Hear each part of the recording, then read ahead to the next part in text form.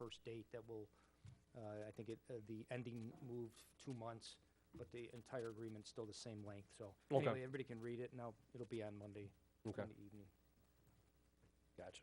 Thank you. All right, back to page 64. Let's talk about City Hall and obviously council chamber wall repairs. We got a little bit of an update since last week. Dan, you want to go ahead? Correct. Let me back up to one more point here real quick.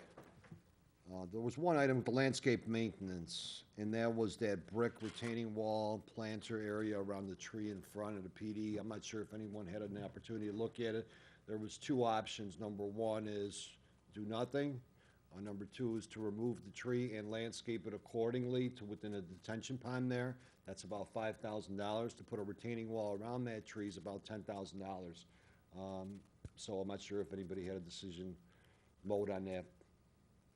I looked at the tree, and I'll be honest with you, the roots are growing out of the bottom.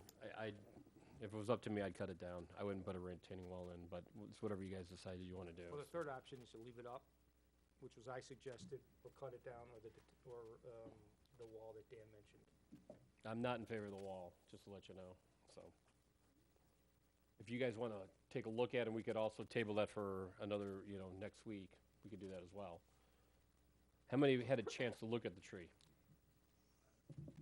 What do you think, Mike? I don't get to vote, but I think $10,000 for the wall around there just doesn't make Right. sense. Not I agree worth with what Brian's saying. I mean, the tree doesn't look that bad. It's something there.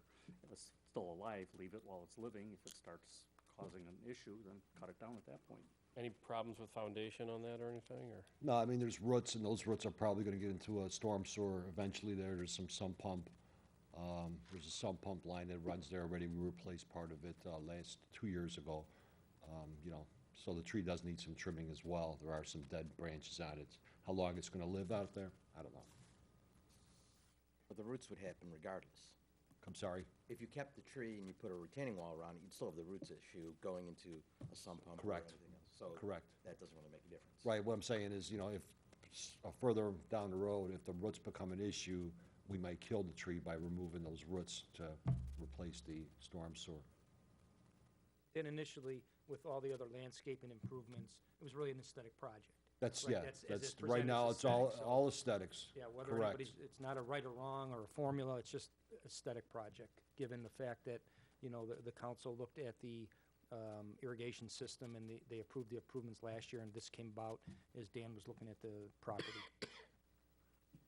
So if that's the case, then why don't we just kind of put it on the back burner, and if we start to have problems or whatever, I mean, Just trim it a little bit. what's that? Trim it down a little bit. Well, if we're going to trim it, I mean, Well, it needs like Dan said, if there's some dead branches, you trim it up. I mean, that's normal. Right, this is normal maintenance. So if I'm hearing that correctly, we're gonna remove that $10,000 item? yeah, let's take that out. Could I bring something up? Brian mentioned this the other night, but Sylvia wasn't here and Joe wasn't here. There's an item there that says, Public Works Building Design Cost Share with Streets, $20,000. If you guys remember when we had our goal-setting session, we talked about developing a conceptual plan for the redesign or add-on to the Public Works facility. And Brian took that out of there, but Brian and I have had discussions, Dan and I have had discussions with Brian. And the thing is this, we have talked year after year after year about improving the Public Works facility, and then we always back off on doing the Public Works facility. And I guess the question is, are we as a council committed to maybe looking 2 to 3 years out and saying that we're willing to expend the funds we need to expend to improve the Public Works facility? And I mention that because if you look at our ditch projects, we're going to be done with ditch projects in 3 years, which means there'll be a savings there. And I think in 2021, Brian, you show $2 million being transferred to capital projects from the general fund. I think it's $2 million that shows up in that in 2021. This year, any 21, at this point, 2.2 and some revised. 2.2. About that number, yeah. So I guess my question to the council is, I guess it makes no sense to do a conceptual plan unless the council's willing to sit down and say, are we willing to dedicate $1 million, $1.5 million, $2 million to improving the public works facility in 3 years? You do a conceptual, if you are, then it makes sense to do a conceptual plan so you have an idea of what's there. Now, I realize a lot of things are fluid. There's property right next door to that. That property could be developed. We could be doing something in conjunction with that. I don't know. But we really need to take, we talk about it. I push it every year in that we have a lot of expensive equipment. A lot of it sits outside. It's expensive equipment to keep outside. We'll probably never be able to fully house every piece of equipment that we do have, but at least provide a public works facility that houses our expensive equipment and provides us the ability to do the maintenance and things we need to do. So I throw that out to you, and I mean, my feeling is that with our ending the ditch projects that not that was $2 million, but we have funds in 3 years that we don't have now because we're still doing ditch projects and other things. And is the council willing to sit back and say, we're willing to spend X amount of dollars to make the improvements to public works, to expand it, possibly by additional bays in 3 years? Are we willing to do that? Go One ahead. clarification, I'm sorry, Alderman. Dan, we're talking 3 years.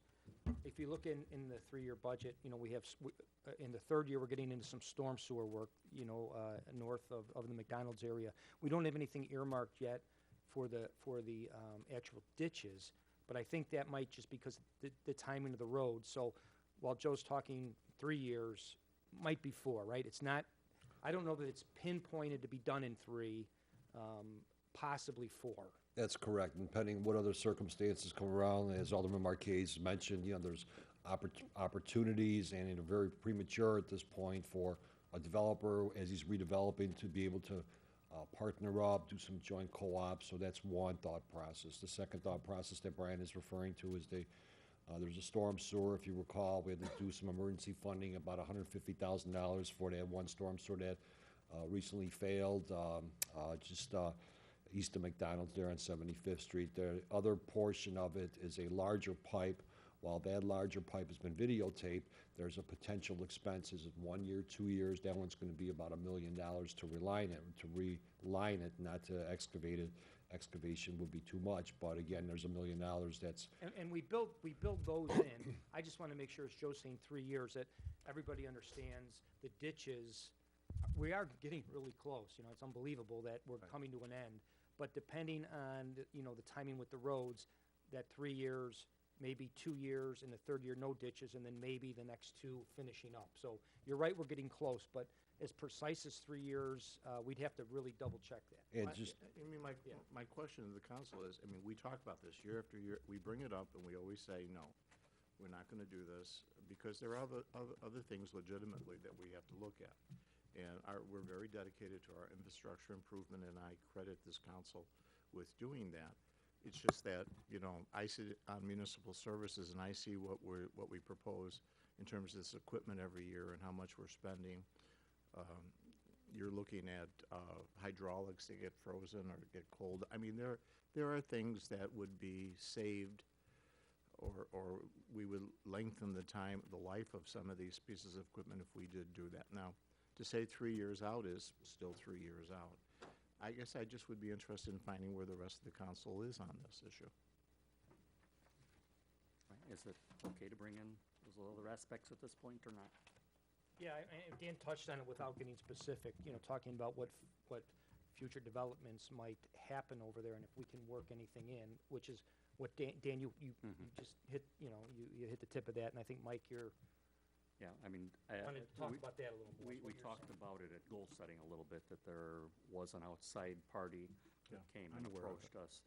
And since then, there's a second one that have proposed some preliminary plans, some opportunities that can present themselves where we might be able to do something public works. I don't want to get too detailed at this point because there are still some criteria, but one really seems hot to trot, seems to have the right connections. Whether it'll be the right situation. Whether it'll take care of the problem, I don't know. But I mean, I still think, I know I thought in October we would have a little better idea by now, and they did come in a couple of weeks ago and present something that would be an opportunity where we might be able to use part of what they're constructing or do something else. Again, I don't want to get too specific because I don't want to destroy, again, there's a couple people out there, and I don't want to go divulging that information because they're at early stages, and I don't want to go causing any problems for them. But in my mind, it's something, you're right, we have put it off for a long time. The equipment is valuable, it's important to be protected. But again, in my mind, I think it is something that can be deferred another 4 to 6 months until we get a little bit more clarity on that and see if it is an opportunity. I mean, I'd be reluctant to spend money on something right now to, for example, throw money at a study for it. I mean, I think you're right. As we do see some of this other stuff coming to an end, at that point, I think we need to reevaluate what our priorities are. Are our priorities, whether it's more ditches, sewers, or whatever else might come up, there's always something in a city our size, obviously, or whether this is a priority. And I think that's really up to the council to decide where their priorities are in that. But I guess I'd be reluctant to throw money at an engineering study at this point, since we do have a couple things that are getting, I think, fairly close to the front burner, where we may have a proposal fairly shortly, rather than throw that money away in the near term.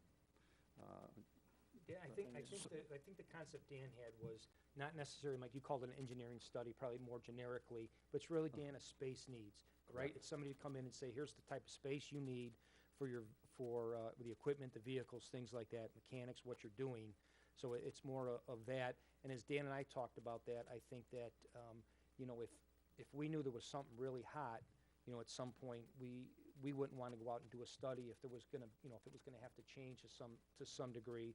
But it is, again, if it's in the budget due to the expense of that, it would still have to come back to the council for approval. So if there's interest in the study, or getting some study done, I think, even though there is some activity on that parcel, if the council's interested in the study, that's another option, put it in, and as we get closer and Dan gets some more information, we could figure this out. But Dan, you look like you wanted to offer something else? Right, just echo off the comments a little bit more. Really, this is truly a space allocation study. So that space allocation study is going to obviously supply the proper individual with what we have. What are the turning radiuses? What works, what doesn't work? There's some engineering, if you want to say, or science that goes behind that. Regardless, if we have this concept plan, space allocation plan, we can put it on the shelf, and if we do nothing for 4 years, the needs are not going to change. Our equipment is basically going to stay as is, unless services were to diminish or decrease. But the equipment is pretty much where we're plateaued at. We're not going to be looking for anything more extravagant or better, except for the jetter truck potentially. But that's by the wayside. At the same time, if we have the opportunity to work with a developer, our goal is also probably to work with that architect, and again, would that architect of that developer charge us for the space allocation, or would he do it as part of some economic incentive? And as Brian said, if the city council was to approve this, this still has to come back to the city council, and whether or not there's going to be a deal on that parcel, it's, I don't want to say yes, I don't want to say no, but the opportunities are getting closer. We're talking about the item that you have in the budget, that no funding has been Right. applied to. Correct, Mayor. And it's described as Public Works Building Design, so that's what threw, I think, a few people, that you're really talking about a space needs. Space allocation, yes, at best. And I think what Alderman Marquez is talking about was a conversation I had with the mayor when we were working on the draft budget was, if you put a study in, but there's really no strong commitment 3 or 4 or 5 years to do the project, why spend the money? I think that's what Joe's talking about now, trying to get an idea from the council how serious and willing they are to look at allocating a significant amount of money, $1 to $2 million in a few years for this. But what I'm hearing is the study won't be obsolete in 5 years or 6 years if we push it out that far. It's something we would have in our back pocket. We'd know what we have to do in the future, and it could be negotiated part of any type of, if there is some other type of agreement, that could be part of it. It would fit into, and we would know in advance what we would need if something else happens regarding Correct, just and- doing it or we're doing it. That's correct, and, we're saying $1 million, $2 million, it's not, there's nothing to say that maybe it could be done for $500,000, just like we did the salt, or, Oh, no, I mean- that's exactly it, and that's why, I'm referring that example to the salt storage, shed that we built. There was a great, we had a great opportunity there. The Public Works team became the general contractors of that, and there was a savings of approximately $100,000, so, again, it's just a quick, dirty example. Is the space allocation gonna cost us 40 grand, or we're not sure what the price is? No, that's gonna be, I think 20,000, 10 from, It's 20, oh, I'm hold on. sorry, It's- auxiliary streets, it's total 20, 10 in water, 10 Oh, in that- streets, that- correct, Dan? Yes. That yeah. changes that concept then, yeah. Yes. It's 10 and 10. Okay. And that would be just for the space allocation, correct? correct. Okay. Um, Oh, I'm sorry, go ahead, go, Trish. no, go ahead, Sylvia. I was gonna say, I mean, wouldn't that information be kind of important if someone else is coming to the table so that we know That's what exactly we it. need, Right. Before someone else tells us what we need, I guess? That's, It seems Will, kind of- will this study be able to be done, because we've got two concepts, coming forward. Will this space needs be done in time for those projects? Doesn't sound complicated. yes, I mean, it's not very complicated. Some type of preliminary and working with the right individuals and partnering up with the developer in this case, so that there's a combination of opportunities. Because if a developer comes to us and says, we might need this little parcel where, on municipal services, in order to make the deal happen, we want to know what we're going to have. I think it's a good idea. Well, again, there's a couple things, depending on the type of development that goes there. For an example, if a warehouse development went up, one of the things we would look at is maybe lease part and own our public works. There's a lot of things to look at, but you're right, that would give us a better idea than even if we kept in our building, did some modification and leased some space, give us a better idea of Sure. what we would need. So are we looking to put the $20,000, 10 from streets and 10 from back? Like The it. figure's correct, yes. Sounds like it, yeah. Would this building have offices, or would it just be like a basic pole barn where you could do for 200,000-300,000 versus all the heating and this and that? That's- There's ways to reduce costs where you can maybe even do it, 300,000-400,000 just to keep a roof over the equipment versus, offices and all the other stuff. No so. offices. Again, in the proposal, if we were to stay where we're at with modifications, it's basically, in a nutshell, a pole barn with some heat in it, lighting. If we were to relocate, there's a certain amount of office space that is required. Anybody have an issue with it? I think, I guess one question, and we'll do this sometimes in the budget process, given the fact that there are maybe some timing issues, would you like Dan to get a proposal sooner than later? We have a- Whether you have one. We have a and proposal formalize already, it. right. Whether the council approves something in March or May financially isn't gonna make a difference. But if there is a timing issue, just something for the council to think about. I think the sooner the better, to be honest with you. So, Yeah. Let me see where the developments are. I think that's gonna be the key role on the potential developments at this point. So, yeah, I just wanted to make sure Dan has some flexibility then if this were to come back to the council earlier than May, but that's appreciated. okay, Dan, what about? Yes, the, getting back to the building. As you can tell, and this was not to be by no means any type of show intended, Mr. Corrin. Anyway, as you can see, we have some plastic up on the walls here. I think it looks great. Perfect. Mike also agreed with that portion. It matches our level or blinds. Actually, it's Darien blue tape. Done with the conversation. No, with all due respect, again, the problem is when the building was built or added on to, there's been some history that this was a house, and then the house basically got converted into a city hall. With that said, the elevation of the parking lot was raised. Well, basic 101 is that water flows away from a building, not towards a building.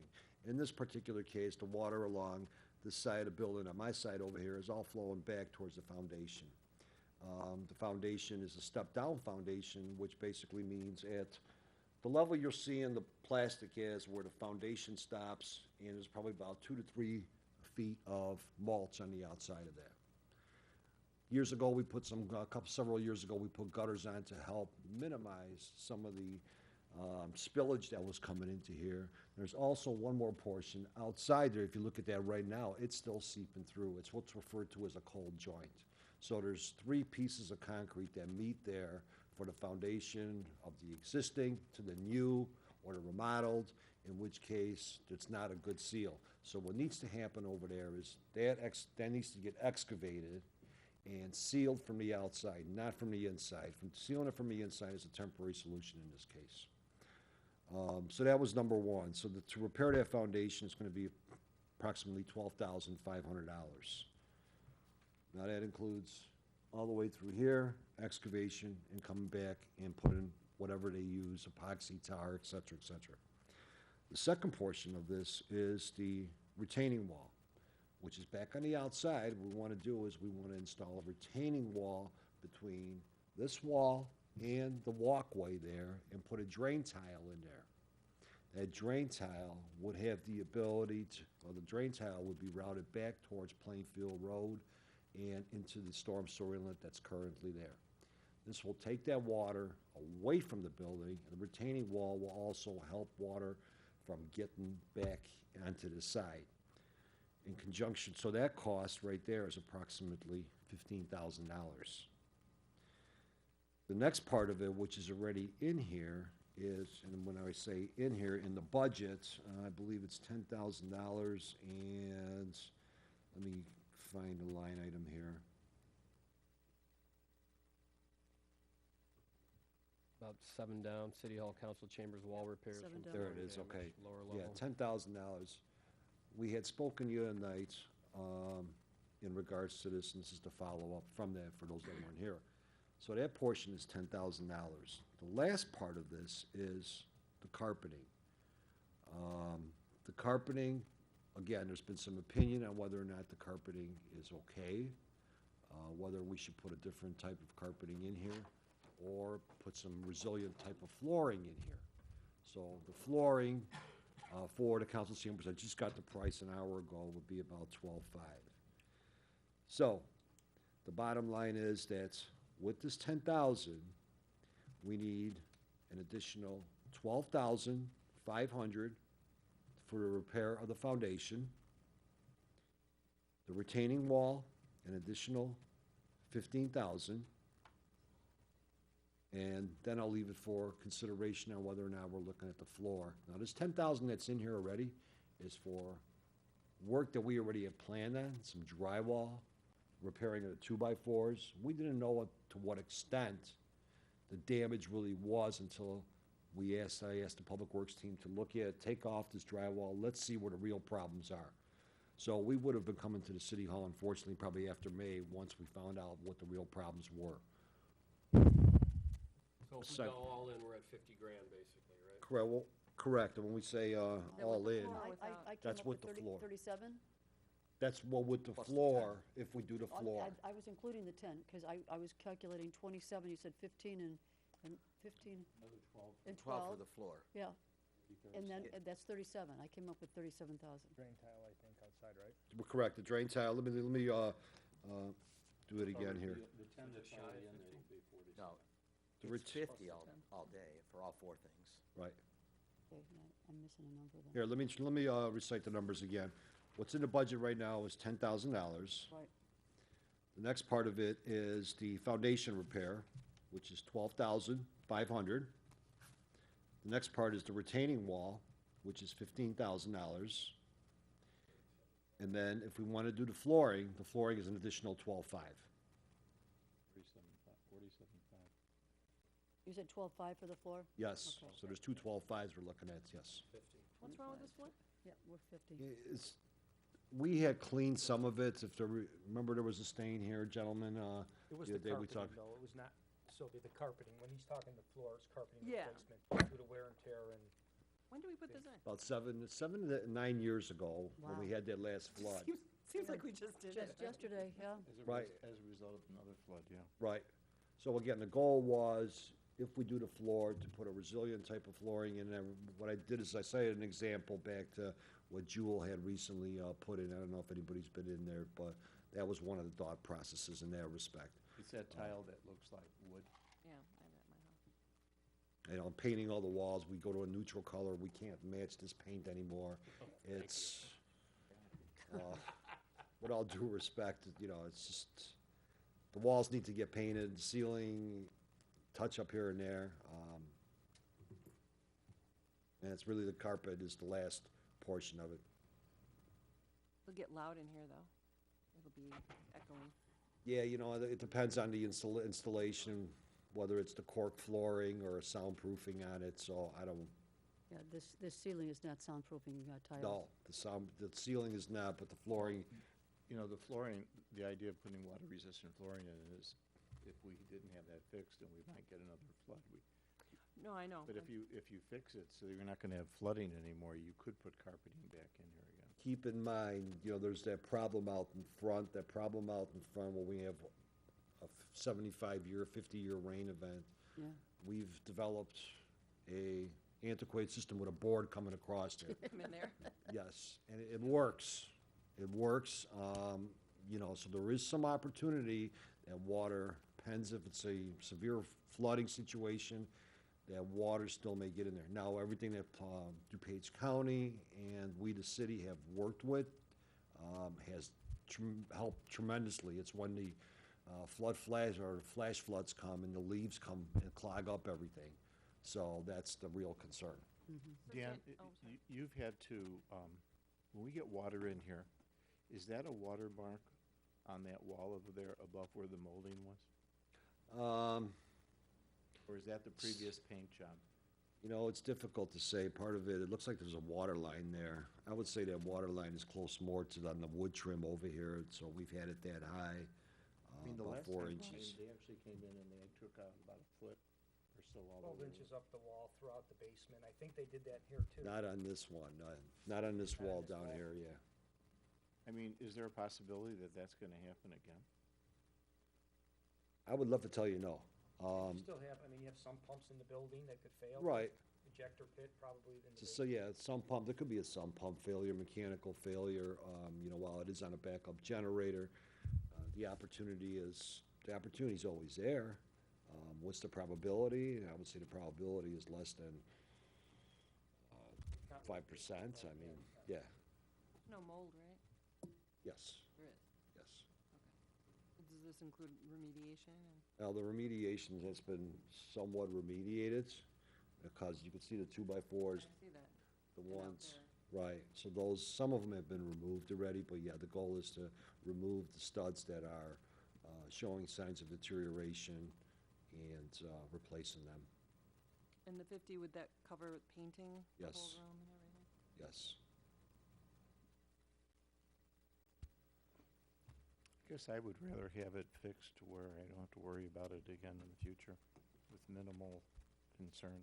Like you said, you could have a expensive out sump there, pump Brian. fail, but Got it. What is everybody's thoughts? Gotta seal it, put the drain tile out there for sure. That'll help quite a bit. Yeah, this has been an ongoing problem since day number one. This just didn't start 3 years ago. the The only thing we're talking about is the floor then. Pretty much, exactly. I say if we're gonna do it, let's do it right. I mean, if we're gonna go with, you know, better color walls and replace the carpeting with something that's better, that's water resistant. I mean, people bring in coffees and, you know, when we have coffees with whatever. Not anymore, not in here. Oh, they're not allowed to bring anything in? No, coffee with the mayor, you mean? No, but even like, you know, Citizen of the year. Yeah. you know, I mean, people come in with their stuff. They Oh, come in, yeah. they come in from the parking lot in the winter, has water and it's snow. Salty. And then there's a cost to clean it and maintain it. It's Sure. probably cheaper to have a harder, or to clean and maintain a hard surface. In a parking lot that has a bituminous finish on it, it's probably the most difficult, it's the most rugged on a carpet, because that oils are put on your shoes and you're basically rubbing them on into the carpeting. Yeah, my only concern will be a sound issue. with- Yeah, the flooring you were talking about, that would be similar to what the Jewel has just put in. Is that a sound inhibiting type of flooring? There's a backer board for soundproof, and again, we would double check all that as well, so it's not just, okay, that's the floor we're gonna get. We're gonna make sure that We don't have de-echoing, or in some cases, it's as simple as putting up a drape, if you want to say, on the walls where the sound doesn't bounce. So I've seen that acoustical effect as well. Dan, when you say replace the flooring, you're also talking about in the Yes, outer area there. especially out there, correct? And Carpeting I'm and stuff. sorry, in those numbers, you know, anytime you do something like this, it's a relatively small project, but, I mean, you could easily hit something you're unaware of for 5,000 also. I'm just, I would hate, you know, I want to make sure if you're pretty on in those numbers, anybody who does any remodeling on a home project knows they're going to hit something that's going to cost 5, so just. Chip and Joanne. I would if- love if to, you I wanna would put love in, to have a you know, not to contingency raise for it, but if you wanna put 5,000. another 5,000, You know, we might do what could ourselves a possibly, favor. what could possibly happen? I mean, most of the drywall, yeah, I would feel Talking like a lot comfortable on that. 55,000. I mean, I got no problems with it, so. I don't either. Agree. Does the park district share this room? You share storm drains with us too, so. until we ask them to kick in, maybe. Yeah, that's what I'm thinking. They passed that- Well, they they'll passed their suddenly find a budget new last night. place to have their meetings, that's for sure. How cheap Oh. they are. Okay, so we're agreement, 55,000 for this? Yeah. Okay. All right. Anything else in this section before I move down? Yeah, I'm sorry to go back, I know you guys covered this, but I just had a question, back on page 63, the $4,000 for the service contract for the police department HVAC? Correct. That's all a new system? While it's a new system, there's two parts to the system. The company that we're currently using still has the ability, we still need a maintenance contract for, it's computer related, software related. We're the one company that's doing the maintenance right now is strictly for the maintenance, not the support of the computer system. This is on the control side. Correct. That'd probably be a best way to put it, yes. So, is this what we've budgeted in the past for that? Yes. For that maintenance of the control Yes. system? Okay. Okay, thanks. All right, let's go down to 30-4243, under rent equipment, tub grinder for 6,200. Don't we always rent this every year? And what is our return on it usually? This year, it's probably a little bit less than break even. Again, it's a double mulch that's produced out of this. We use it throughout the facilities, our facilities, including 75th Street, as well as the plant, the entranceways, and, you know, it's a great program. A lot of residents take advantage of it. Are we And you making make money it on it? available to the, you know, the schools and the parks and things, right? And Correct. They're still taking, so that's Yes. the one, and if somebody picks it up, we're not charging them. Or if Correct. it's a governmental entity, it's only on the delivery end. Yes, The revenue for this year was just under 3,000, Ted. correct, Okay. yes. Anybody have an issue with it? All right, we'll keep it in. Let's go to 30-4257, okay? We'll start with road construction and lane closed signs and barricade and bases for 2,500. What we want to do is replace some of the signs that we currently have. These are road construction signs, the orange ones, if you're familiar with them. Obviously, it's a safety issue that's, you know, warning of motorists and pedestrians that something is going on a It's roadway. really something we would normally put in.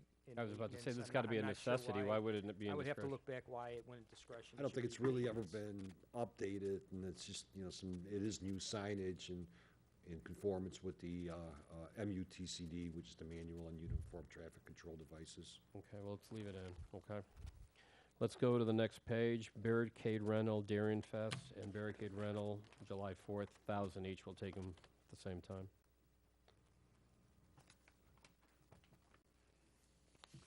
Which item are you on? Barricades. 4257. 4257, sorry.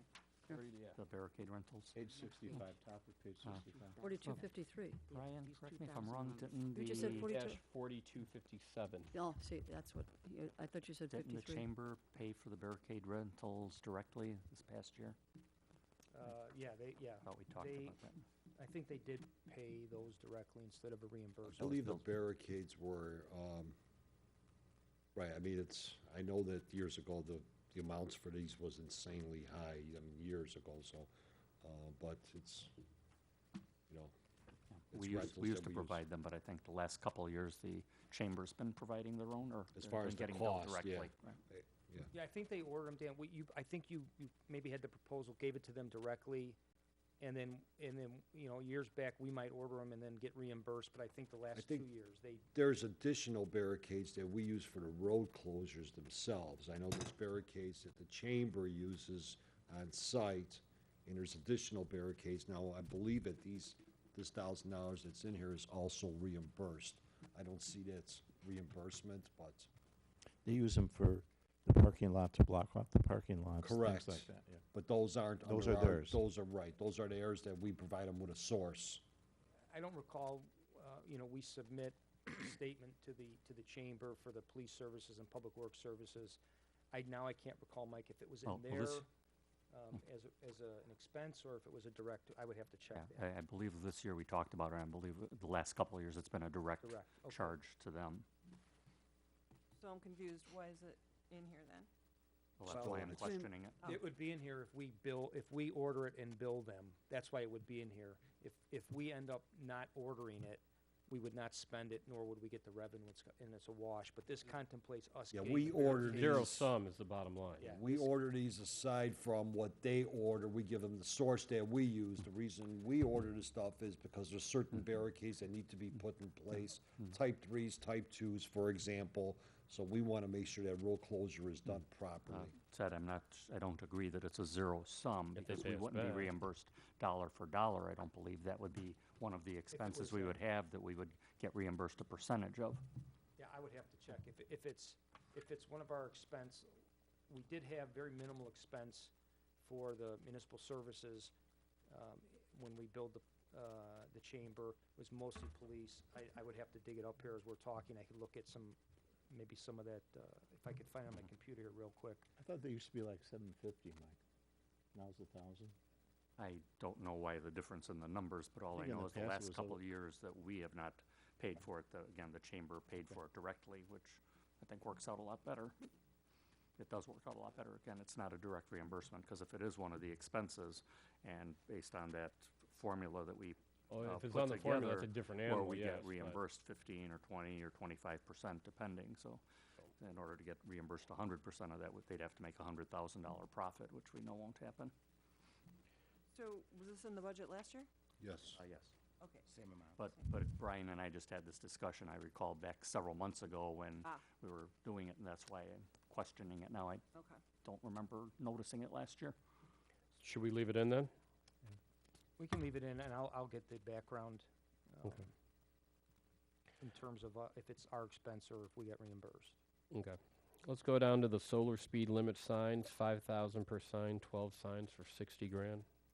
Right, what this is there's been several areas throughout town, throughout the year.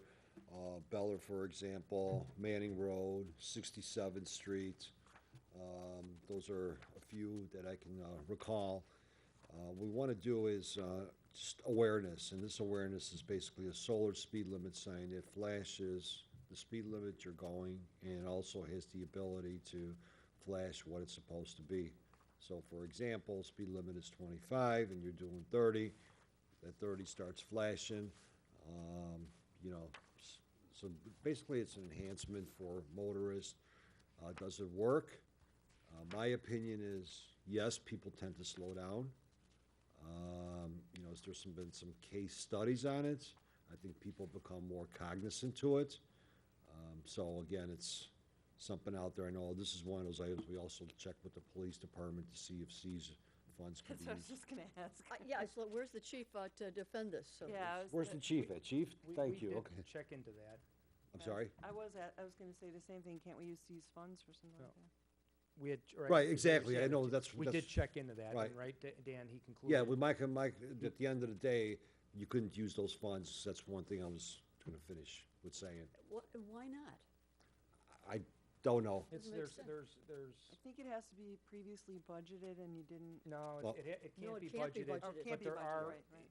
there's just a criteria of what it could be used for, typically more drug-related, bullying. There are specific criteria. Crime fighting, more or less, as opposed to, No, I civic mean, ordinance? it's capital, because we've been using it on a lot of police-related capital equipment. Yeah. But signs out in the community is not something that is part of that permissible Amazing. funds. First question, what happened to the one on Manning in front of the development? It's really, it's an adequate piece of equipment, put it at best. I know it was, that was, when John Cooper was here, he was able to secure one through some type of grant. Really, it's inferior. I mean, we're charging the batteries on it almost every 2 days. It goes out. Is that what you're asking, Ted, because it wasn't out, wasn't on? Is that what you're asking, what happened? It's to it? gone. Yeah, we Just took for it the off. We batteries? were putting Oh, it on, okay. what we were doing is we were putting them on 67th Street for a while. I know we put it on Manning Road for a while. I want to say we put it up on 71st to Rexner, Joe. I don't know if you recall. So that's where we took all these calls where we get the speeding perception from. In some cases, speeding perception, because we ran studies, and there's no, enforcement that is really required. So it's really a motorist being cognizant to the speed limits that they're doing on these streets. And a lot of them are residents that are speeding, unfortunately. Are these permanent installations then? Yes. Like the stop sign at, Manning and Manning Fairview, and yes, Fairview? yes. And those signs, I mean, they seem to, do we have any maintenance on the solar batteries at all? Those things have been just good No. to go since? Yes, And they've been in there for a while. yes. The one, we had a problem with the LED lighting, but the manufacturer came back and replaced it at no cost. So it's really been zero maintenance, with the exception if somebody was to hit it, but then again, that's always the case. And I guess the question is 12 signs an absolute necessity from what? My opinion is yes, this way it gives, there's a lot of street to cover, 67th Street from Clarion Hills Road to Cass Avenue, Beller.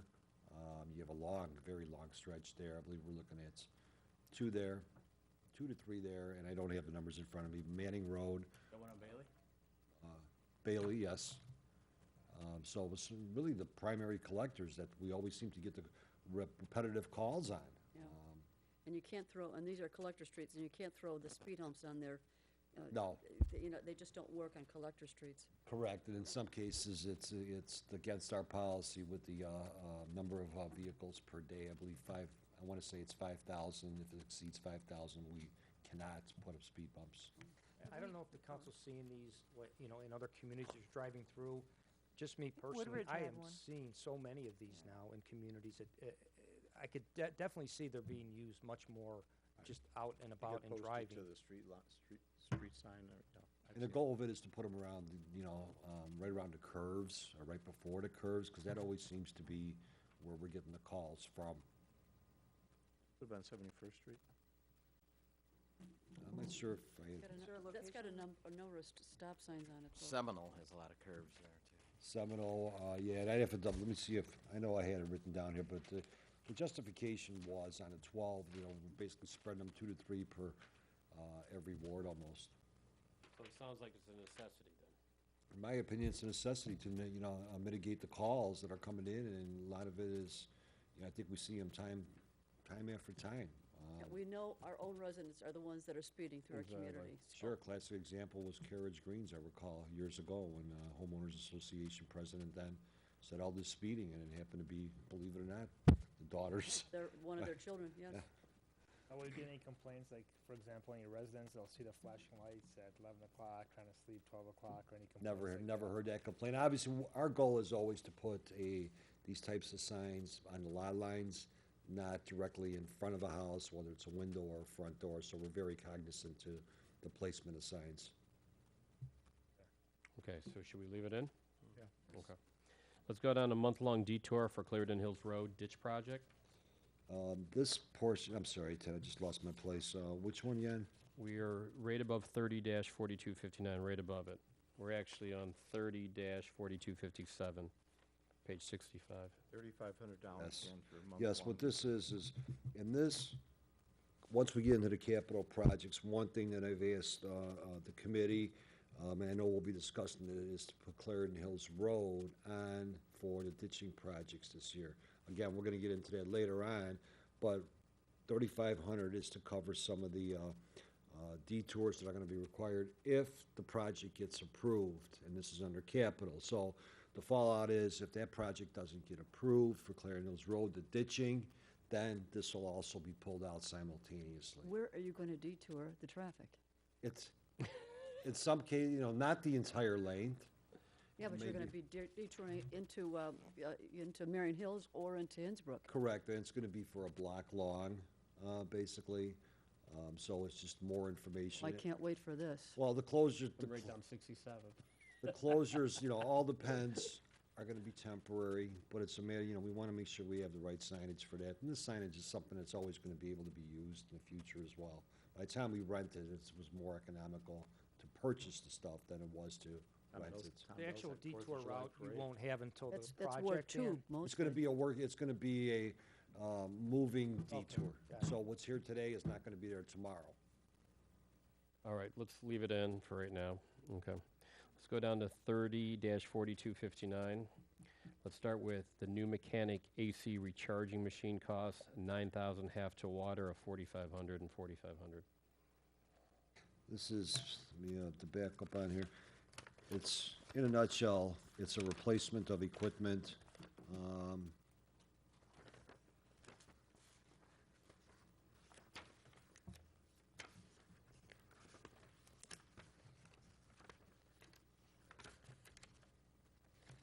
It's a necessity, correct? Yes, I have the backup right here. Bear with me 1 second, please.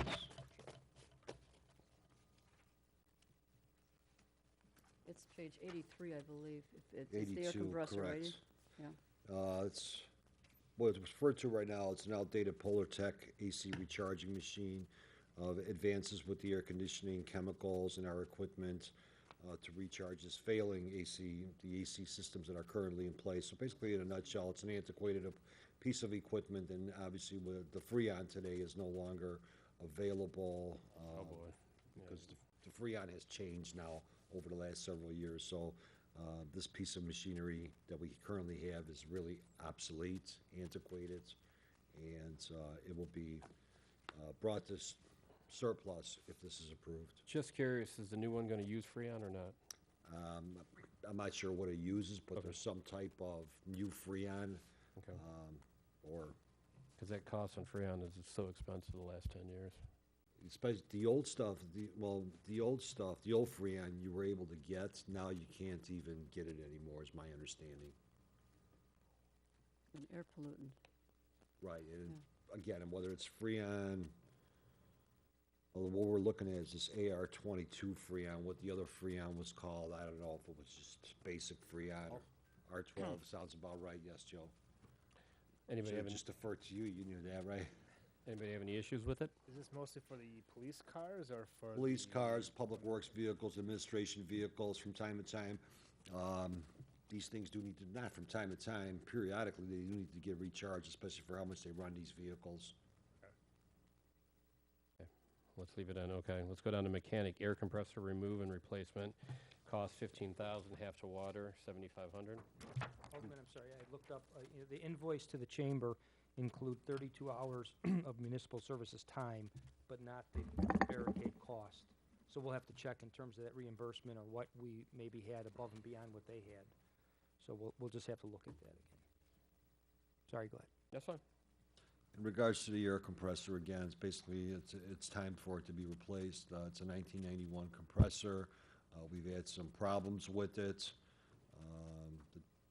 And it's used for, obviously, an air compressor in our world, especially for the mechanic, is a necessity. Okay. All right. No issues with that. Mechanic Modus Edge integrated diagnostic system cost 9,000 half to water, 4,500. Again, this is a piece of equipment that we currently have. It's a scanner at best. And what the scanner does is gives the ability for the mechanic to diagnose what's wrong in 90% of our fleet. When I say 90% of our fleet, some of the bigger trucks, it takes more advanced equipment. And there's a lot of technical things that our mechanic is not up to par with. This piece of equipment would be replacing something again, and I know that we can't get there's certain software that can't be updated to this anymore, and again, this is something that is a necessity. But Okay. there's one comment in the explanation, Dan, on page 84. It says this scanner will be used on police, administration, buildings, water and street vehicles smaller than a large dump truck. So it is limited in its use. Right, and that was my, the bigger dump trucks, no, we do not have the ability to, check the computer diagnostics on those. So what do you do for those?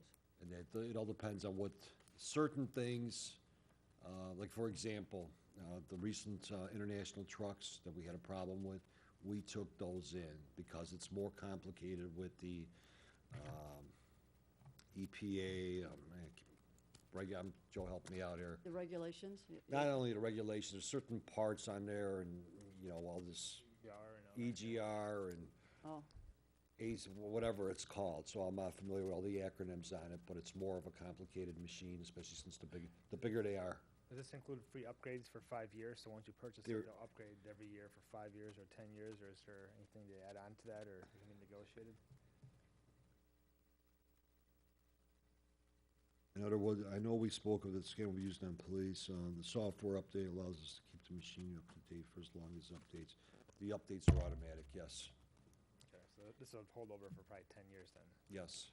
The only question that I have is on 84, it shows 8,000, but here it shows 9. Am I missing something? I'm sorry, Ted, what are you referring to? On page 84, it looks like the total cost is 8,000. Under mechanic modus edge on this is 4,500 and 4,500 for 9,000? Or do I have the wrong sheet? No, you have the right sheet. I believe one of them was an update, and the update, again, this item will come back to the city council, so if we can leave it as Leave it as budget is, 9,000, that's because fine. I know No there worries. was, Sure, no worries. at 45? at 45 LCV. per department, Right. yes. All right, Public Works shop vehicle fluid storage and containment cost, 12K, half to water of 6. Again, this is all the fluids that we use. We have oil, hydraulic, antifreeze, windshield wiper fluid, different types of oils. What this does is basically a racking system that puts all these barrels, and they're 55-gallon drums, and they're put in the horizontal position in these racks, obviously for space needs. It's a great system. No, anybody have a question or issue with it? Okay. All right, mechanic work order software, fuel system software, new computer training of 35K. What this part is currently we have the fuel. We have 2 fuel tanks. We also allow other agencies, fire departments, school buses. Backups on 86 also, if you're following on the backup stuff. School buses, the park district, I think I said the fire departments, they gas up at our station. With that, there's a computer system currently in Chris Throm's office over there. That computer system is a standalone system. No one can access it. It's on its last leg. There's no more updates available for that. The updates have been pretty much obsolete for the last couple of years. It's a matter of when this piece of equipment really fails. And this is critical to the operation for the simple reason that it's all a bill back to the various agencies that we use gasoline for. Also, what this does is, for our vehicles, it puts out a report. And again, the report is, for example, we have let's call it a brand new car that comes in. We take that car, put it into the system, once it's programmed, it tells us when the oil needs to get changed, when the transmission fluid, brakes, for example, certain checks and balances for the type of vehicle it's being recorded. So with that said, in this case, when Chris has to run this report, and then he has to bring it down to the mechanic manually, it's not just a matter of hitting an email and forwarding it to him. What this will do is basically update, save time, and be able to go directly to the mechanic, and the billing can also go directly to the city hall. So it's really just a matter of updates. Didn't we talk about doing something like this a couple years ago? Yes, yes, we brought it up 2 or 3 years ago, and This is Brian, a reoccurring right, request. Brian, that is we're being to the point where, yes. Definitely, yeah, definitely the systems, you know, barely can't be repaired anymore. Dan, you're saying this is a benefit also to the other agencies that use it? They get some information from this as well? Well, the answer is yes, and I know where you're going with this, but I believe there's a charge already going back towards, Well, I know we charge them a little, there is a surcharge on what we charge them for fuel, but have we looked at that recently? I know John Podorowski used to always periodically look at those things, because I think it's only pennies a gallon markup. It's not I a know, right, very- we did look at it again, I We don't looked get at it, directly I wanna involved say with that. maybe, we looked at the existing agreements maybe 5 years ago when some repair issues came up. I think when we That did was the the new tank pumps or upgrades. something. Probably when we did that, but we did look at it at that point. The system goes down, we can't gas up, right? That's also, we can gas up, it's just no recordings, there's no tracking. Any vehicles, yeah. What's the advantage of us having our own pumps versus just going down the speedway? We doing did it, that, Oh, yeah. we did that as well, we did that study. So, yeah. You know, and again, it's not so much a matter of convenience, it's a matter of having fuel available, going there and getting it. It is sort of a convenience. We're not waiting in lines, we're not wasting time, and it serves multi-agencies as well. You buy, Plus- you buy the fuel at a lesser rate, too. Right, and now we're getting more competitive with the rates. Now we're actually partnering up with DuPage County for a county-wide fueling system. So I think there's really gonna be some more cost savings there coming up. So we're just in the middle of crafting all that work at this point. How old are the tanks? Because, you know, any gas Tanks station are over good. 10, 15 years, there's cleanup and all the additional stuff. We had tank upgrades, I wanna say, and this is what Mike was referring to, maybe Probably 4 or within the last 5. 5 or 6 years. Yeah. They're, That hasn't been that long. they're And I think polyethylene. it was the monitoring system, I don't believe it was tanks. Right, but we looked at the tanks then, we looked at the tanks Looked at too. it, and correct, yes. Right, so while the tanks were looked at, tanks are in great shape. We also, obviously, And the pumps, right, the pumps. The we pumps. replaced, yeah. right, the pumps and also the leak detection systems. 5 years ago. 4 or 5. We maintain a supplemental insurance through IRMA for any leakage also, yeah. Yeah, I just asking, I was curious. Yeah, so, and again, the tanks have, there's no, I wanna say those are polyethylene tanks, and systems are in place for the cathodic protection of the tanks, so there's no fear in the next 5, 7 years that those tanks are gonna fail. So we're gonna keep it in, okay? 6 weed trimmers for 2,000. Yep. And, Like it says, they're weed trimmers, and again, these weed trimmers get a lot of use and abuse, so it's really time to replace these, you know, from starting them, and they run continuously. Okay, all right. Let's keep them in. Let's go down to 30-4263 under training and education, 1,000 for the director conference. Yeah, so every time, you know, again, I know that we've reduced this over the years, the whole line, and the whole 4263 account, when there's opportunities of something decent to go to, again, whether it's retailing, innovations, something in that respect, you know, I'll try to take the advantage. This year I did not go to any. There was an opportunities to go down to Navy Pier a couple times, and those were very, very minimal costs. I want to say maybe $100 at the most, but if there's, you know, possibly an out-of-state conference, and I say an out-of-state conference because you seem to get more value sometimes out of those than you do out of the local ones. So again, I'm not saying there's anything that's been identified, but if there's an opportunity, obviously I would bring that back to Brian for approval. We put 1,000 in here last year, didn't we? Correct. 15. and I was it showed 15? 15 last year. 1,500? Yeah. And again, I left it at 1,000. It just seems, you know, economical enough for 1,000. Okay, let's leave it in then. Anybody got an issue with it? Machine operator training for 950. This is something that's the labor negotiations, we have opportunities for our operators, our future operators or operators to go for training, in which case the unions have a grounds, and I believe it's, I know it's south of here, but basically they go out there and train for a week or various intervals throughout a month, various types of machines that we would use whether it's a backhoe, especially a backhoe. This is really something, and they get a certificate at the end, so it's ongoing training. This is really a valuable program. We put one person from the water department, one person from the streets department every year. We'll leave it in. Anybody got an issue with it? Okay. Let's go down to contractual services, 30-4325. Dale Basin Wetland Management Burn for $9,250. What this is,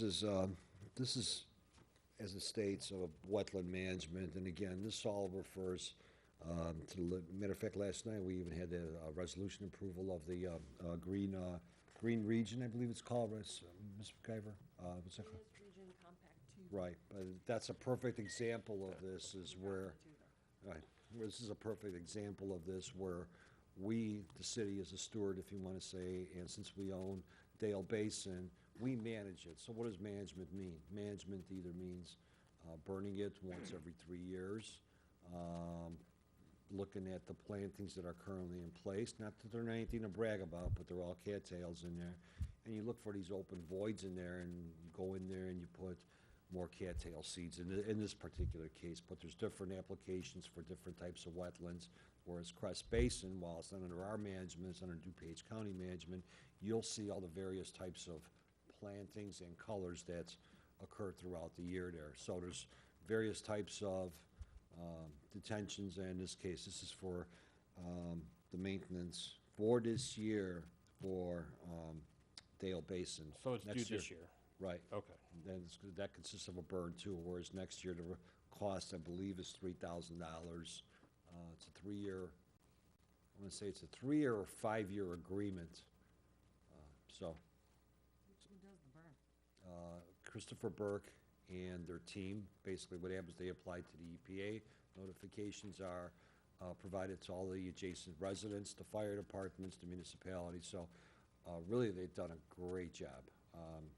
You know, just from notification, we get no calls, which is really sometimes. Interesting, Dan. I mean, some days we've had those planned and you've had to cancel. Oh, You know, yes. Weather, The wind. weather related. Right. A And if windy it's day, gated- you just can't do it sometimes. Right. Yeah, Oldfield Oaks, they did a ton of burning there. Walked Michael? through there over the weekend. Yeah, it's not on discretionary, Dan, but we added the $2,500, the engineering consulting this year. That wasn't in there last year. Miscellaneous public work engineering consulting. Right. What I'm finding is that throughout the year, and you skipped ahead, so I guess we're done with that. No, it's next line. Yeah, I know it's in that column. I mean, we're still, I thought we're on 9250 for the Dale Basin. So we're done with Dale Basin, and you're on the next line. It's $1,700 more than last year. Is that because there's a burn this year? For which, Dale Basin. Last Yes. year it was 7,500. yes. Okay. Oh, and the total in that account last year was budgeted at 12, and we're currently at about 5,800. Next year, we're raising it to 16,200.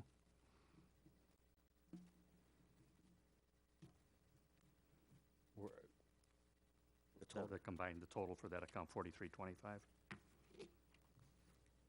Then you were just talking about miscellaneous, the engineering. Well, right, I'm sorry, okay.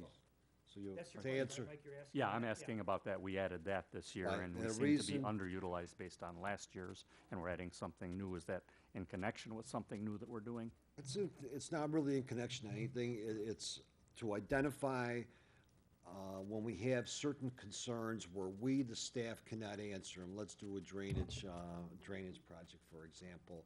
Say there's something that's staff cannot answer, we need additional help, whether it's in a floodplain or what potential wetlands. That's when we go back to the engineer and we have them come on, do a field visit with us and say, hey, where do we go from here? So it just defines another line item is what it does. Is there monies in this, we put 2,500 in here to be a little more specific. Was it monies in the past probably taken out of this account? The answer is yes. Yeah, we've used them before, Dan, for those, especially on basin. We're always having these detention basin questions and a lot of Or that. erosion, And I think right. Here, we would have used Burke in the past.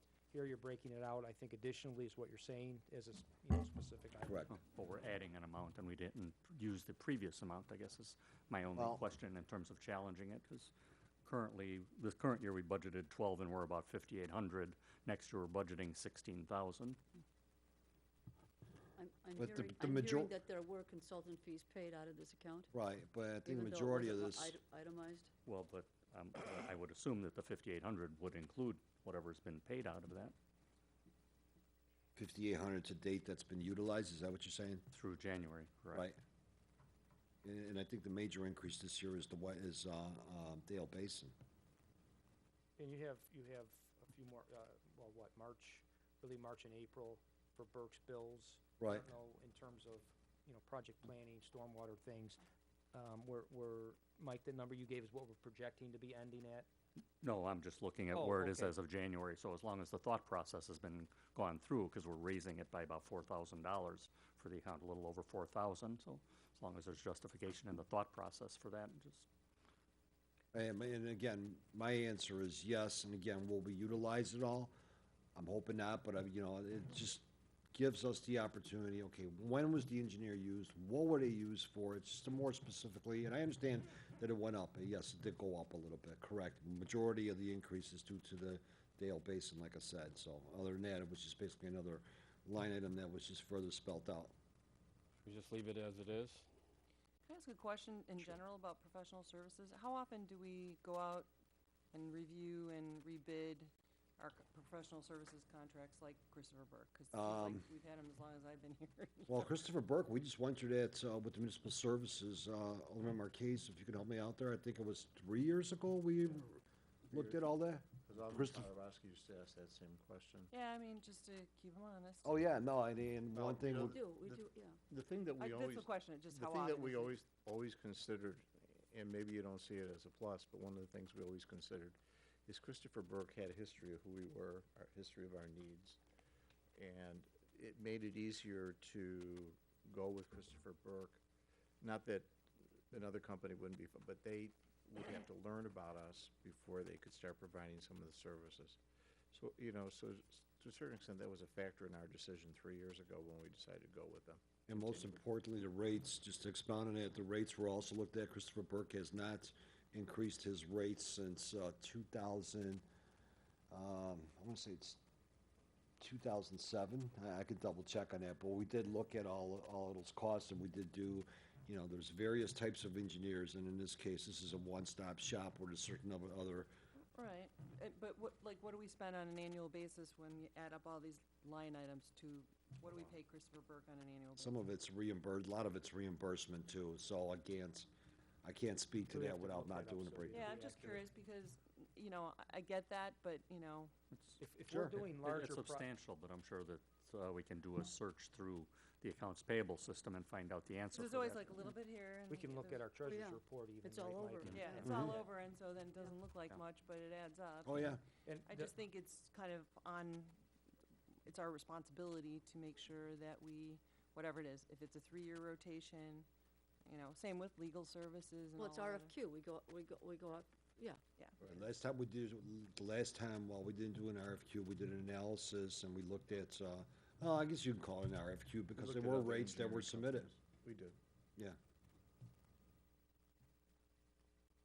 And Dan, also, there's really two types of engineering. One is the more consulting on the day-to-day, and then there's project engineering that we'll talk about later, like a water main project, and those engineering are separate projects. I don't remember, Dan, if the Right, rates and are the same, but those are separate engineering agreements we get as we go through every project. Whereas the day-to-day things, they're really going on, that's where the consulting basis comes in. But everything else the council sees in terms of an engineering proposal, which is a majority of the Right, all money. agreements, But they're all through Christopher Burke.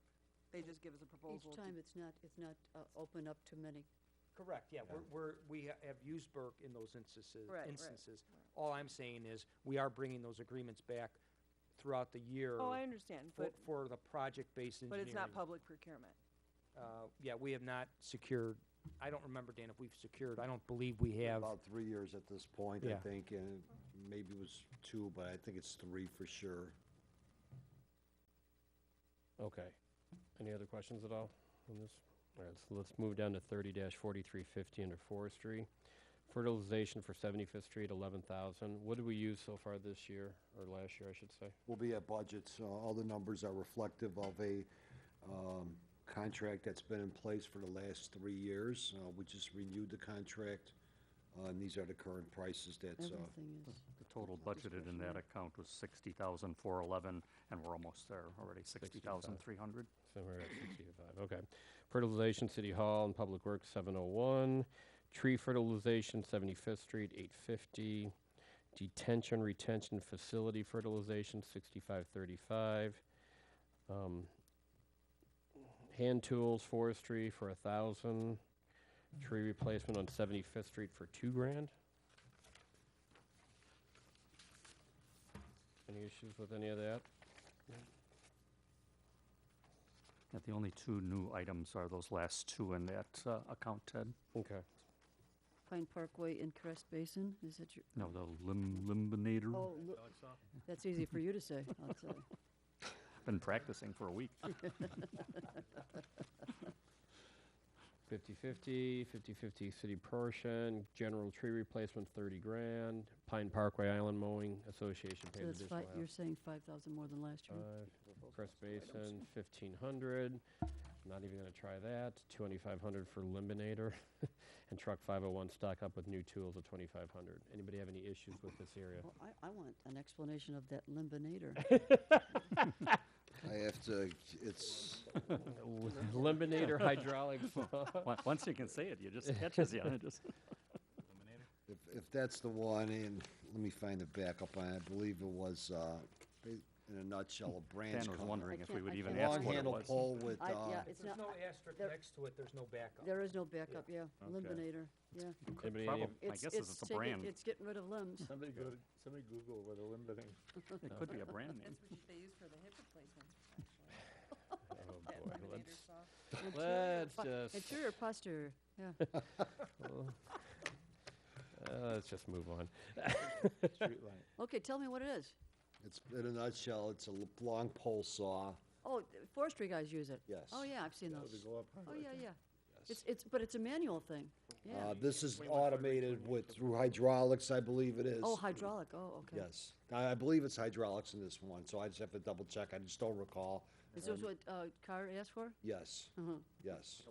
He's not tall enough to An read eBay. some of them. No? Found some on eBay, Dan, that you might I found one on eBay for $18.95. 500 less. And you know what, Ray, Son, got prime delivery. Get here tomorrow. we don't try, we Free shipping on that, too. try not to shop eBay. Okay. 30-4359, streetlight operation Oh, and wait a minute, we maintenance. need to talk about that truck. The truck 501 stock up with new tools of That's the 20. Oh, that's the With tools, new I'm sorry, tools only, yeah. I'm sorry. No worries. Anybody have any issues with this section? It's only 5,000 higher than before, but it includes things we didn't have, so. Okay, streetlight request for 8,000. Is that our standard number that we use every year? Actually, we brought it down from 2 years ago, so we were at about 12. Mike, correct me if I'm wrong on that, but. Well, the energy got brought down to 30 from 45, but the repairs went from 20 to 35. So we're still at the 65. You just Right, and there's massage been the numbers. recently, and again, with the ComEd energy portion of it, that's still a little bit up in the air. I know that I just got a call from Phil Halliburton the other day, and he's supposed to confirm that via email, but there's a $3,000 credit coming back to us from January because of the LED streetlight savings. So their ComEd to me is still catching up with the proper rates for the LEDs, and that's been reduced, I want to say significantly in comparison to last year's with the energy use. The streetlight pole, the streetlight pole repairs, wiring issues, knockdowns, hit and runs, whatever the case is, it seems like we've been averaging around that cost. And for the streetlight request for 8,000, how many lights would that provide? Is that 4 or less? 2 to 3. 2 to 3. 3 will be lucky. Usually run run about about 4,000 apiece. Yes, Okay. 2 lights, okay. it's the wire run that kills us. Did we use them both up this year? I got one coming up within the next month. I want to say we used one already. Yeah, we used one already. One was a ComEd. I'd have to double check. I know we used either 2 of them. One was on Crest Road, one was on Sawyer, and I know some funding still available. We've already almost used up budget total for, the budget for that account was 73,000. We're already at 65 through January. And if there's another one coming up, we'll be at 70 very easily just with that. And then the rebate coming back from ComEd back to us is gonna be 3,000. I'm just waiting on that once there's a credit coming back also. No issues with leaving the streetlight request in? Okay. All right, let's go down to 30-4374 drainage projects. Drainage assistance project, city share, 192,280.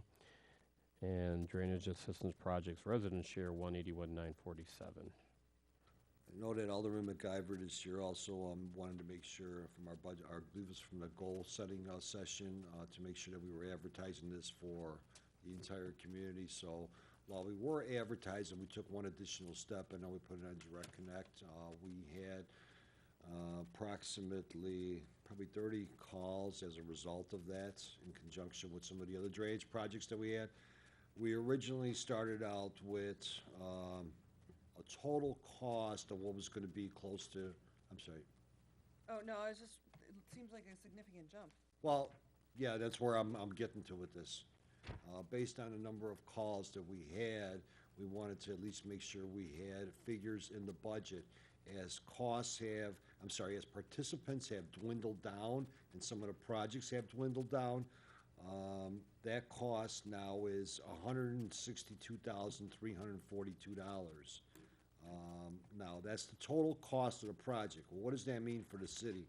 The city contribution is $101,000, and the remainder of that is the resident reimbursement of $61,000. Now, granted, a couple of these projects still may go off the list, but there's a couple more that we just got this week as well.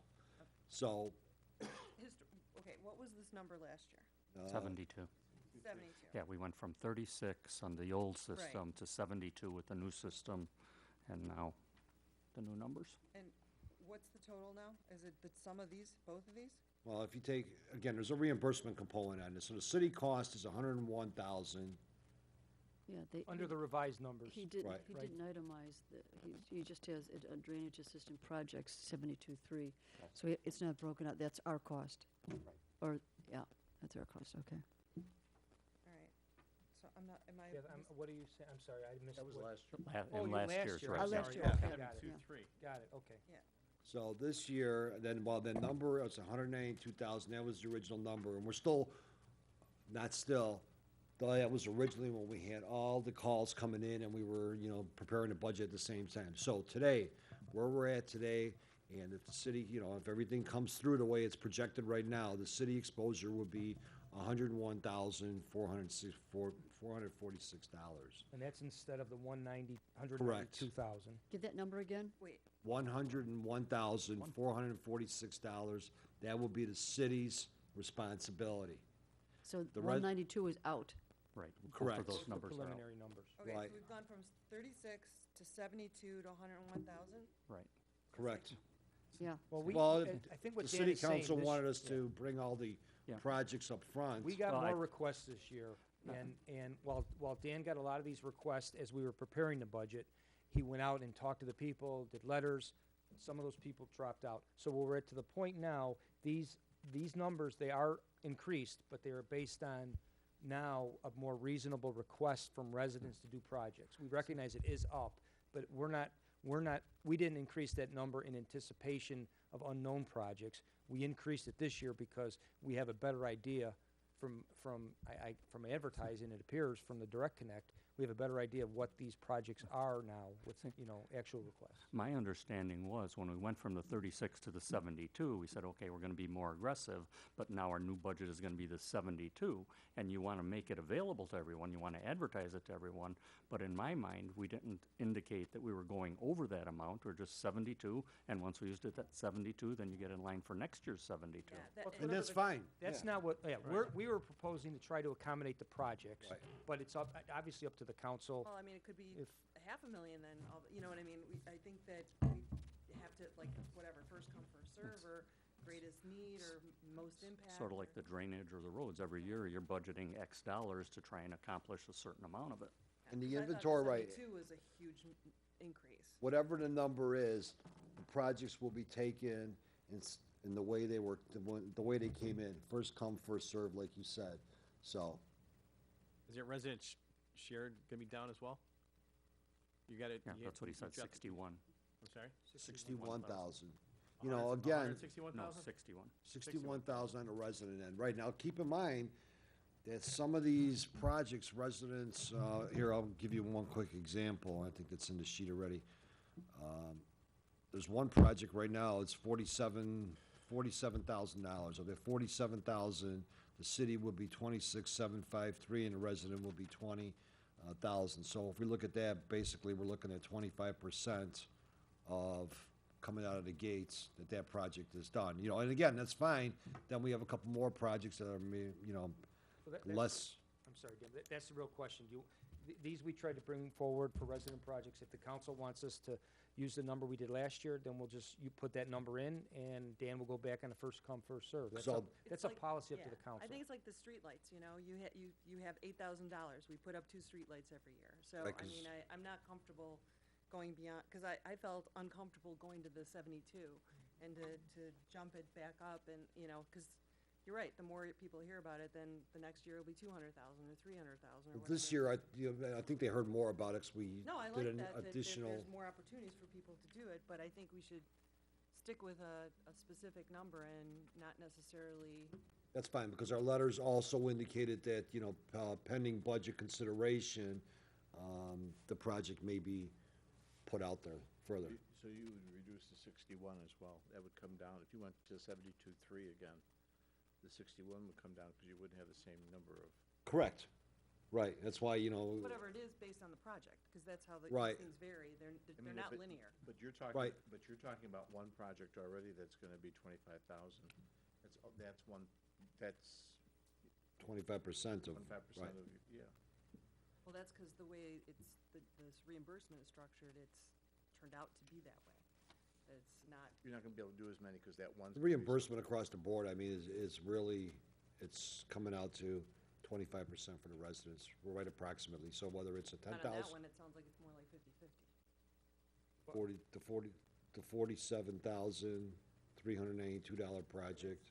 It- And then It sounds like the 20,000. It goes up into another category where they're responsible for the first right. So depending on the category, there's 2 categories that we have, correct? But it sounds like no matter what categories, how it comes out, there's a cap of money, I think so. is what I'm kind of hearing from a couple, but I'm not That's hearing how I from feel everybody, about it. so. And there's a cap on the project cost too. When we say project cost, you know, the city, the maximum exposure is 50,000 on any given job, period. Well, I guess the question I have is, you made the comment, Brian, that the 101 was reflective of what we knew, we had a good idea that what we were gonna do, what we were gonna get. Now, which means we've had people come to us and say, this is, Yeah, they now, want to do it. if we go back to 72.3, are we gonna have people come back and say, you know, you said, Well, wait. We didn't commit anything. Yeah, man. No, No. in my letter, it stated that pending budget consideration. so those people, Just have to wait till next they'd year. have to wait. And they could be first on the list next year. Right. Correct. It'd be an inventory, then, Hope we didn't create an expectation for people that we can't. No. Well, I think the hope- thing that we were trying to get across is that it should be, in fairness to everybody, everybody across the city should be aware of this program, so everybody can get on that list potentially. But what the council wants to spend, obviously, it's up to what. And then go with the budget. what was it, 72.3 last year? Yes. So 72.3, and I guess, you know, this has been, I want to clarify this portion of it. If we go with the 72.3, the 72.3 means total projects with reimbursements, correct? No, that's the city's City's expenditure. out of pocket. That's the City city's expenditure is out-of-pocket. 72, What it so we was could have last year. 100. That's the explanation of that number. Right. That's here, 72.3 is, the explanation is that's the city's share. Last year, we didn't have the reimbursement part. Well, yeah, I mean, that's, is this the net number? Yeah, we don't So, know. I won't show any reimbursement in the revenue, because no matter what happens, our share of the project, we will not exceed 72.3. Correct. So even if we get 30,000 back from residents, that doesn't mean we increase the amount. The max we could spend is 72.3. The city Of city portion, money, right? Of city money. And if the reimbursement's 72.3, we're even. If the reimbursement's $1, then we spent our limit of 72.3. Yeah, because when we get the bills in, obviously, we're paying everything up front, so there's the potential of, this account's showing 100 and whatever, 100,000, of which 30,000 then is gonna go back into reimbursables. Okay, let's back up.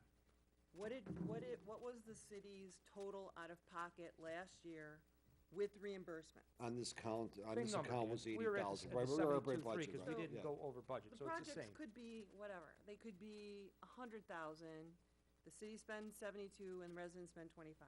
Yes. So I don't have a problem going to that 100,000 as long as the total amount the city spends is 72.3. Correct, yeah. So, Correct. Yeah, I got what you're saying, yes. Right. I know, it just That's always what- gets a little confusing when we see reimbursements when yeah. we're going over an account, so, you know, there's Reed Concrete, for example, is probably another prime example, but Okay. Everybody in agreement with that? Okay. it's 72.3 or 72.5, I'm sorry. Whatever it was last year. 72.3. Same as last year. 2, 3, same as last year. And then what under, But last year you didn't show reimbursement. You're gonna get a reimbursement this year, right? No. Well, no, we're talking that the 72.3 is a net number. and then what about under resident share? What do we, did we touch that at all? We'll just, we're gonna cut that line. It was such a large expense this year. We did break that out, so there was no confusion. But we're going back to 72.3. That's gonna be the city share. Okay. Whatever we get in reimbursement then, would be, it would be, I'm not gonna budget for it, so I guess it would be gravy. You could either budget an unknown amount, or you could just budget. You don't have as a line item in the revenues? We do, but I don't believe there was a number in there. You know, we would have to, But we didn't know what we were gonna do yet, so. yeah, probably- at the end of the day, actually, it's a wash because, yeah, if we spend more than the 72, whatever we spend more than that should be the revenue coming in. Right. Correct. So if we start out with zero revenue, that's probably a better way to monitor it. So then, if if this number goes to 100,000, then we look at the revenue column, there better Right. be 30 there. Correct. Right. That's exactly it. Okay, 72.3. And then there's, what about for resident share? Nothing at all? We're not putting it in, no. Oh, Yeah, put put okay, it there. okay. So that, Have your miscellaneous then. so that saves 300K, okay. Finished projects.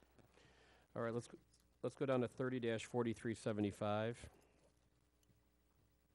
1,750 trees for 91,000. That was That's an ex- 54,250 last year. Yep, the tree, Trees last year. It So says the it's- same number, it's the 17 same amount of 50. trees, the cost of doing business has gone up. That's all there is to it. There's no rhyme or reason. It's almost double. It is. Hmm. It is. Okay. And what company are we doing that with? Homer Tree.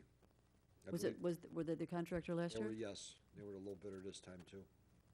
And the prices- they do the stump removal and the The trimming, Other- tree other removal, and, right, hazardous removals, yes. We have no idea why it's almost up 100%. 3 years ago, when he bid the contract, they were hungry for the work.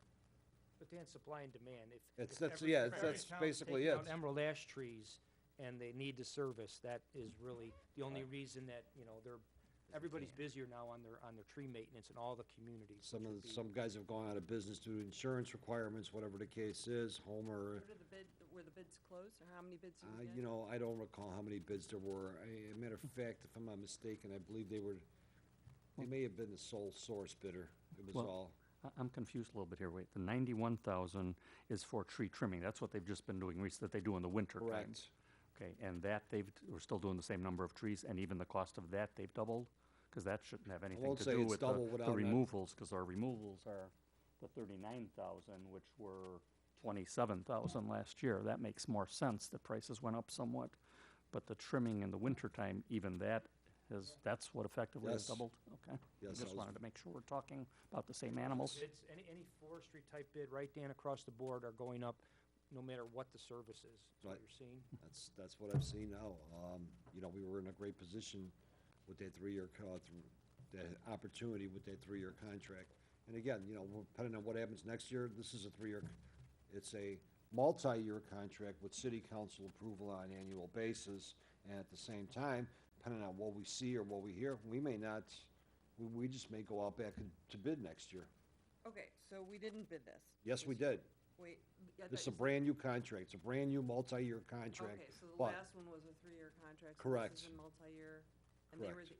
they were the only bid we received. And one, without not looking back into my agenda memo, we advertised it, it was advertised through legal notices. But you have to so- check, Dan, you don't recall the number of bidders, that we have Right, to look at. that's the only part I have to double check, but, But 91,000 for the 1,750 trees. yes. It is what it is. Anybody got an issue with it? EAB, removal of dead branches and total removers entire town, 130K.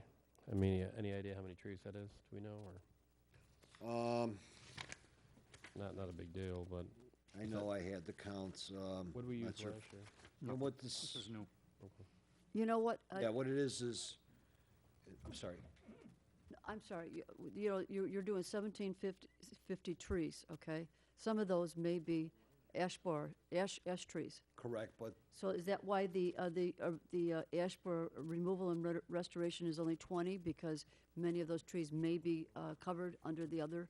the answer is yes, but go ahead, Mayor. No, that's, What's 20? that was 20 last year. Okay. Okay, to put it in No, no, no, perspective, they're the only charging $52. 11,340. 11,340. You know what I mean? No, To be honest, it yeah, doesn't putting it sound- from that, yeah. it's still almost Way more double. expensive for me I to see- have I them see what trim you're- yeah, my- I see trim what my you're saying. private property, it's usually about $150. The last price was like $32, was $32. It was just very, Yeah. very That economical. seems pretty, and they take I money agree, from I agree. everything. Yeah. Yeah, we have nothing but They praise. did a really good job this last, I mean, I got so many compliments from people on They did a that, very on the nice- work they yeah. did in the parkways this year. So we're fine with, I was looking at the wrong budget. I thought you were referring to the chipping, I'm not the chipping. No, excuse no, me. no, I was talking, for the entire town, 130,000. Oh, that's for the emerald ash borers. Well, we've been getting, But won't some of those be covered when you're doing the 1750? the answer is yes, but it depends when.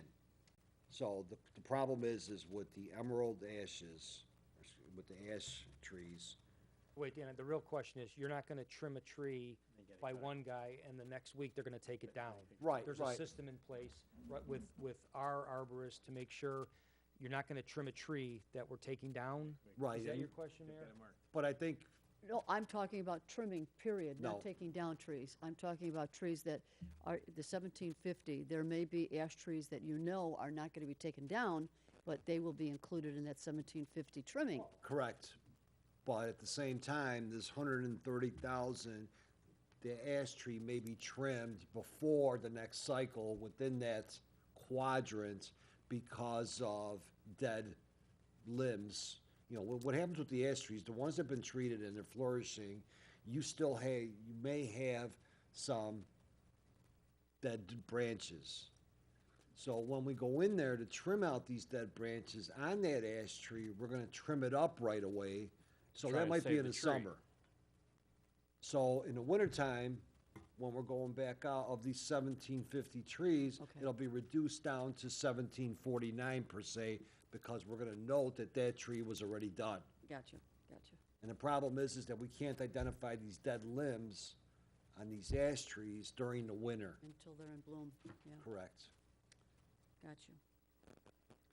That's a chunk, so we don't, how did you come up with that estimate? It was a number of trees, let's see if I have it in here.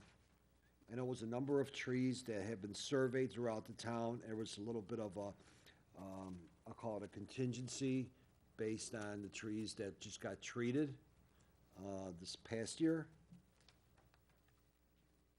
So while it's not in here, I know there was a mathematical formula to it, and I might have it in my budget notes. And Dan, looking forward over the 3-year, that should be a pretty good inventory, because you're only at $5,000 the second and third year. Correct. So really, by this, you're hoping this is not 130 reoccurring every year. This should get us a pretty good handle on the dead ones in town. Right, and if you recall, we've been getting them over the last year and a half, we've been getting these calls on these ash trees. Hey, you know what, the branches are falling, it's an ash tree, while the rest of the tree looks good, we've got these dead branches in there. So again, I mean, for the value of it, and considering what we've saved, this is really, it's a minor cost. so 130,000. Okay. And I can, I'll follow up with the number. I know I have the number of ash trees that we were looking Yeah, at they doing. could be very different. Let's go down to trimming row, 7318 Evans, 7317 Eleanor, 7318 Eleanor. 15 grand.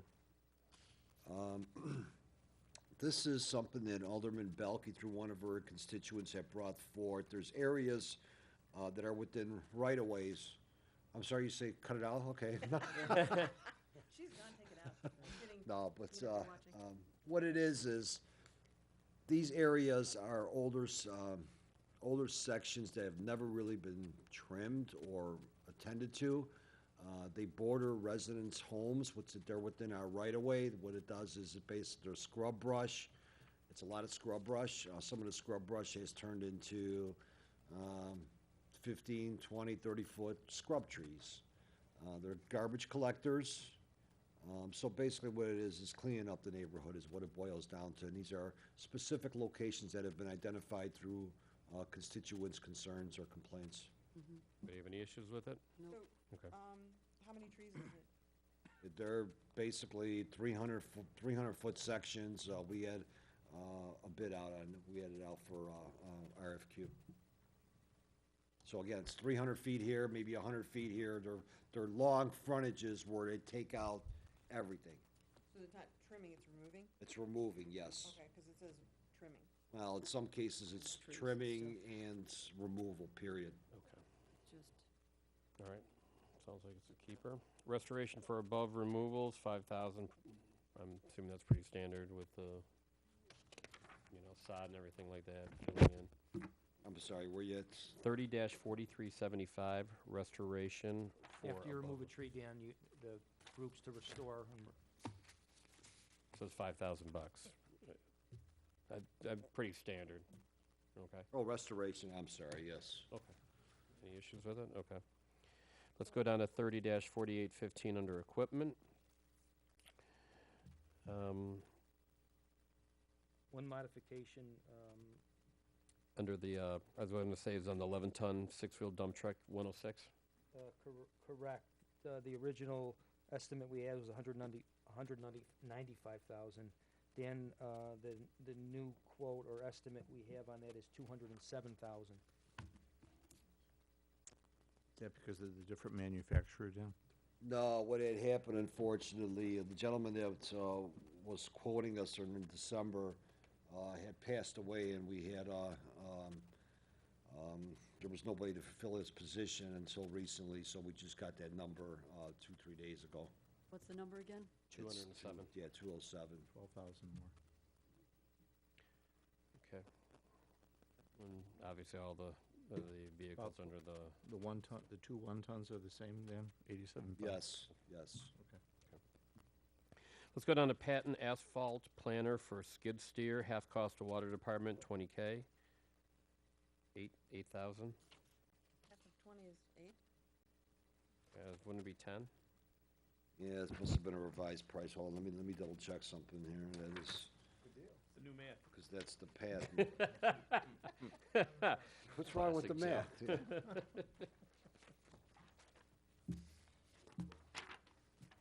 Yeah, occasionally the backup paperwork is more outdated than the numbers, so we'll check that on this particular one.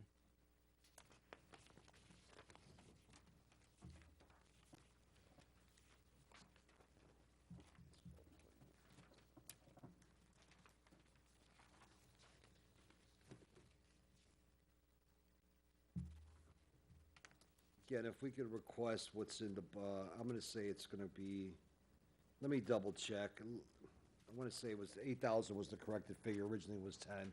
But again, if I can double check that and bring it back. Look and put in the correct number. I mean, Okay. it's Yeah, either it's still the- gonna come back to city council. What the planer is in a nutshell, it's a piece of equipment that goes onto the Bobcat and gives us the opportunity to do certain patches, small patches, whether it's fronting a drainage project that the city may have done in a roadway, a restoration from a water main break, so that's why we're looking at 2 different accounts. And what the machine does is scarifies the first 2 inches of the asphalt, so we can put a good lift on it versus contracting it so- out. So the next two for 3,000, as well as the other 1,000 for Patton Forks and Sweeper, that all's all pretty much for the same machine, right? Yes. We're gonna Then check if he on, double checks it, he might come back at 10.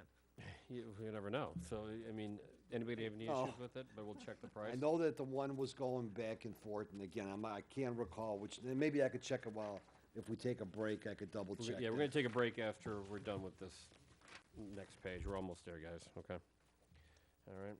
I'm sorry, you know what? Yeah, I do have a coplanar, 7,000. That is the correct number, $8,000. 8,000, okay. Yes. And then 3,000 for the patent sweeper, and then patent forks for skid steers, 1,000.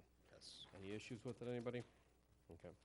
Liquid chloride chemical storage and end loader bucket spraying system for the salt treatment of 50K. What this is this is something brand new. One of the things that we're being a little more cognizant to is salt use. How do we currently use salt? On an average storm, we probably use about 200 to 300 tons of salt. What is the potential savings here? Well, there's a couple, before we say what's the potential savings, one of the things that we need to look at is how is salt applied. Salt is applied during, or I should say after a snowstorm has been completed or after a storm has subsided. In some cases, when we have these ongoing storms, the storms will salt intersections and or hills only. The problem becomes is when temperatures tend to drop suddenly. I think we've all experienced that. We have a snowstorm, it'll be 20 degrees. Next thing you know, the snow stops, we'll start plowing, and temperatures are dropping down to minus or 0. Salt has a tolerance level where the road temperature has to be about 15 degrees for it to work. What this is, it's a chemical that's added to the salt. As it's added to the salt, the overall savings is about anywhere from a 20 to 30% reduction in salt use. Again, you know, every storm is different. Is it fair to say that we're going to see a 30% decrease in salt? No. Will there be some decrease? The answer is yes. And again, we've never done this. We've done research with other municipalities, and plus to be more environmentally conscientious, there's an opportunity here that we will save. And while we will save, we'll be using less salt. I cannot correlate a specific number till at least if this gets approved, you know, over the next 2 years, we can give you figures of how much salt was saved based on the storm. But this would probably last for, what, 10 years, this equipment? Oh, easily, yes. So eventually it's gonna pay for itself. The answer is yes. But you pay 20,000 each year for the chemical. Approximately, yes, until we have So a the good first feel. year to be 50, and after that should be 20. Right, right, Say other So- municipalities that have used it? yes. And we've been experimenting with some of the stuff for a various number of years, having reps in here. Down in this, you know, there was this product called beet juice. You know, and again, The juice from beets, that product. yeah, you know, there's molasses, for example, was another one that was added, and literally smelled like molasses, that was added to the salt. We looked at also salt being treated before it comes to our shop. Well, you know, you don't need to have all that salt treated all the time. So that, you know, that was ruled out. There was also the thought process of a pre-spray, you know, which the county does. Well, you know, by the time most of our guys get in here, we don't need to have that pre-spray, but we have that ability. We could have that ability for Bailey Road, for example, 71st Street.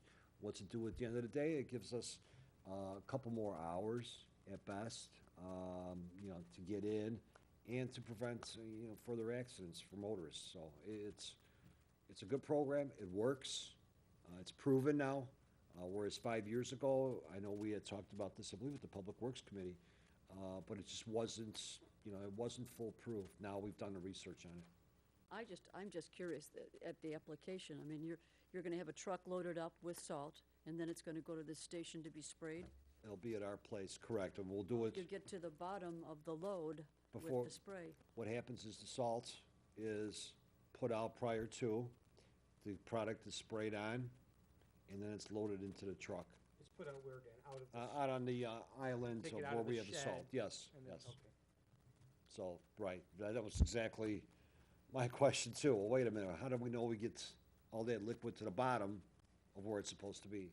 So there's a mixing ratio that's involved. Anybody have an issue with it? We'll keep it in. All right, next page.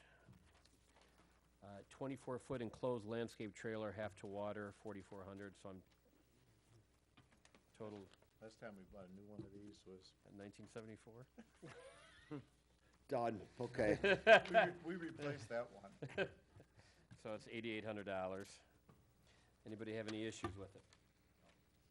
Is it 88 or is it, or is Half it the 22? water. It's 44, but half the other. It's 8,800 total. Okay. All right. Don't quiz me on that, Joe. So we're going to take a break, but Pat, just, I'm sorry, the last thing, the other equipment we put in there, just to illustrate what's coming over the next, in that 3-year budget. That's why you see those pieces of equipment, but no funding request. okay, gotcha. And then just to reaffirm, under 30-4374, under the drainage projects, we originally had 374,000 for that, and we're down to 72,300, correct? Correct. Plus the 9,000. Okay, oh, I'm sorry, no. it should be- Miscellaneous. So, Plus the 9,000, right? okay, so basically, just shy of 300,000 for savings. Okay. It is 8:18. We are going to take a break till 8:30, okay? Hey, Dan, have you ever looked into, cheese brine or pickle juice? Yeah, pickle Or juice. potato juice? Pickle juice, yeah. Talk about the smell, though. 30 or 40. You Yeah, I should can read the imagine. feedback on the pickle Pickling. juice. Oh, pickling, oh my God, that would make everybody they- sick. It's the odor. You No, thought the the- beet, oh, the oh, the beet smell juice would has be that. awful. The beet No, juice. the beet juice, they said it's sticky and smelly, but they said cheese brine is good. Yeah, yeah. But cheese, pickle, and potato juice. The red streaks are probably still running. I saw them in Hinsdale. I was taking the train last year. So that And I'm ca- like, what is that all over Guys, the I think the cameras are still running. Just FYI, I Yes. think the sound is still on and the camera's running. Just FYI. Yeah. On the Yeah, so, revenue. like I said, I was not. We could turn the sound off. I remember when I was in another municipality, we used that stuff for molasses. I didn't see molasses in here. Yeah, I'm not even sure. if it's still- That sounds good. Perfect for us. We need a distillery in town. So when that And we revenue- can buy back their waste product. That could be bad for our guys, that's all I'm saying. Will affect the transfer a little bit. Just saying, yeah. You'd keep it No, profitable. well, Yeah, I like this. Oh, no, because it's water, yeah, the actually, it- expenses, it yeah. should give us a few more bucks, actually. No, because we're used to them decorating the wall. Well, it's true. Went elsewhere. It went elsewhere. That's what I knew this was going for, earlier.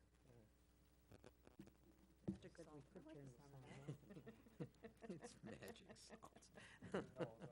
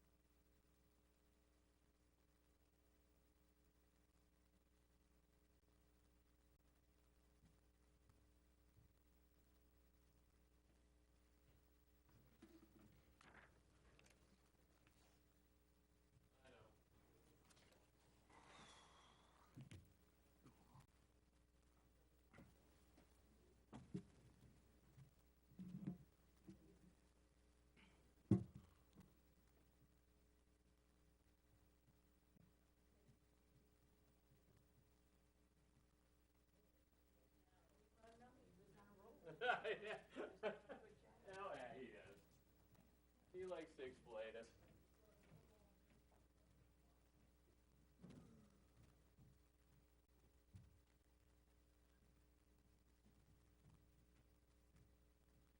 So are you doing the weekend, this coming weekend? The men's retreat or whatever? No, I told them, I said, they always have it during Citizen of the Year. Oh, yeah. Every year they have it that time. They said, I talked to Dave Bertram, he said, maybe next year they'll do it at a different time. He said, every year, you guys keep asking me, I wouldn't mind doing it. Sounds like it might be nice, but. Anybody want a Yeah, water? and then Sunday's my daughter's birthday, so. Mike, want a water? No, thanks, Kathy? Brian. I'm good, thank you. I'm good, thanks. Otherwise, I'll have to take another break.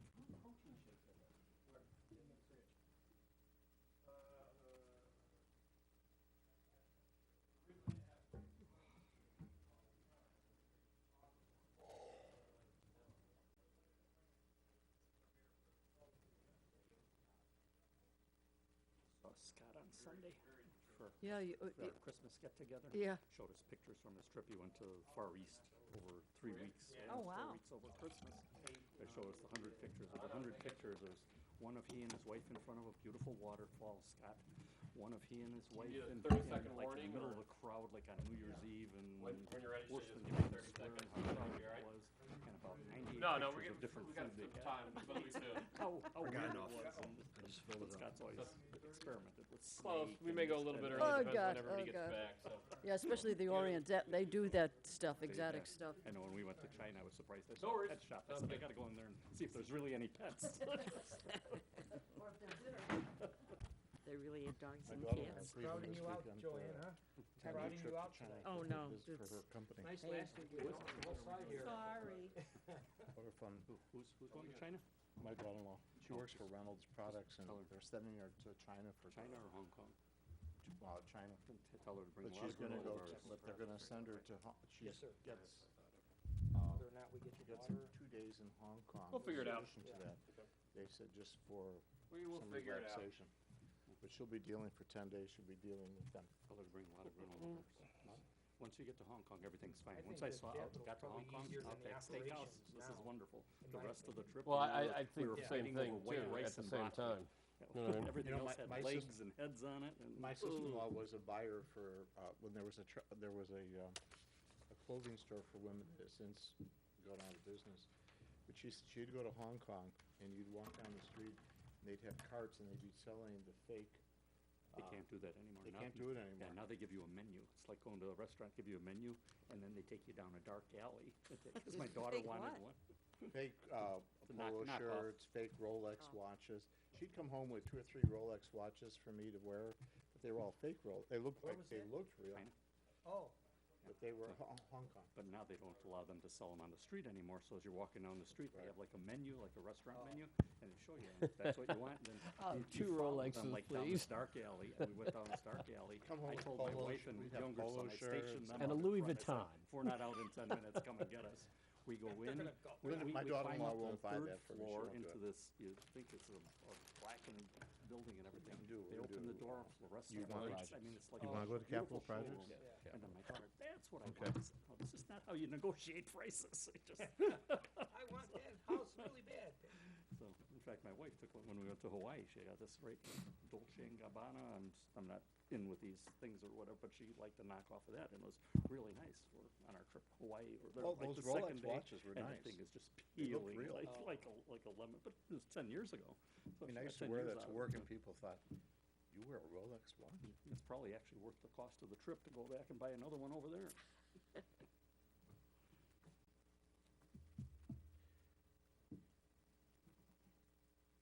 You know, it's funny, she's a White Sox fan, but That is funny. Reynolds Reynolds Products does a lot with the Cubs. She Yeah. was the one who developed the marketing thing where it does the hefty home run with the 8 home run. And if you look at the tarp along first Yeah, they always base, have Reynolds on it says Reynolds, she's the one who got that in there, so she gets all these free tickets to Cubs games. And John's a White Sox fan, and she's a but they go to Cub games because she gets the tickets for free. It's not actually on the tarp. It's just imposed on for TV. 'Cause Right. The firm I used to work for, Grant Thornton, they always advertise every innings like somebody different. They had a special arrangement. Now they come out, they actually have they don't make solo cups, but they make the Chinette, they make all the, but per division, and they make these, they have these plastic cup, they look like solo cups, Clarendon Hills is. but you can't for this crush year it. then. You know how you could take a solo I'd cup? like to and go have it, that, and yes. And it would break? Yeah. Now they don't, hers don't break, and now they put college and football teams' names right on the cups. But she's a For marketing. beer pong. For beer pong, yeah. What's that? For beer pong.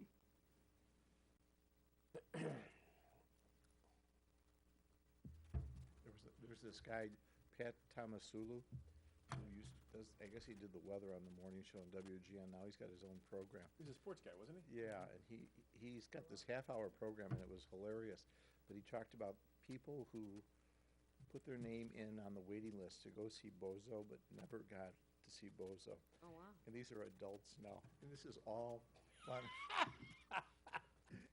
Two guys, Their two childhood is two ruined. guys and a woman, and he says, to overcome his sorrow, he plays Bozo buckets. You see one bucket, and you see him dropping.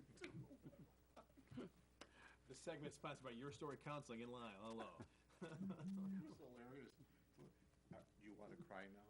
No, I'm not going to cry. I've got over it. When I got married, I sent in for tickets on that, and I got them just in time. We didn't have kids for like 5 years. Kathy got all and three Scott boys. and my daughter were probably 5 or 6 years old. Now, it There were took some about people 10 that were on a 12 waiting years. list for 10 years. Yeah. That's about it. It was We about were 10 on, years, I but think we finally ours got was, them. I think ours was 3 years. We were on the waiting list. When your kids were born, you went on the waiting list. You put them on the waiting list. Yeah, I don't think my parents ever did. And it used to be live in the old days. Yeah, it was live. They had bigger fish to fry. Grand March. Watch it on TV, kids, get a better view. You actually go, that studio is probably Tiny. smaller About than the No, size of yeah, right now. exactly. It makes it look huge on TV, I'm telling you. We were just at the WTTW studio with Jeffrey Bear this past week. You guys ever watch him on his, like, river? Oh, those are the best, you know, the architecture of Chicago. Yeah, you know what I yeah, mean? so, I don't know, John subscribed to it, so we got tickets to go behind the scenes. So it was kind of cool. There was, like, he was playing trivia games on Chicago trivia, and there was stuff I didn't know. Like, what's the original name for Michigan Avenue? What's the original name? Pine Street. They changed. I know. The Magpine, right? You actually learn more about Chicago. You have out-of-town visitors, and all of Yeah. a sudden you take them to Sears, wherever it was, Sears Tower or whatever. You want to get learn you want to learn as about much as Chicago they do. history, get a book by Meyer and Wade called Chicago, and it's a pictorial history of the city of Chicago. And Kathy we coming used to down? teach a Chicago history course, and we used it as a textbook for our courses, and then we would take the kids downtown. We'd actually give them an architectural tour of the city of Chicago. A lot of kids never knew that Tribune Tower had these stones embedded all the way around from different things around the world, and they didn't know that. I hope All when right, they should redevelop that, hope they should don't we take that start down. up? Okay, 30 seconds, everybody. Kathy will be coming down hopefully pretty soon. You so- want to tell them where we're at? Yeah, we're gonna be going to capital projects, just to let you know. Shouldn't take long.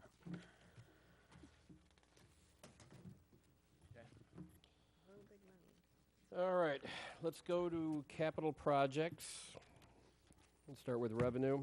We budgeted $3,600,000, and because of our better financial situation, we increased the transfer from the general fund to $4,100,000, so we increased it by $500,000.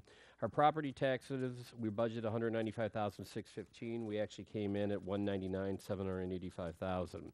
Under interest income, we budgeted $20,000. We actually came in $12,000 higher at $32,000.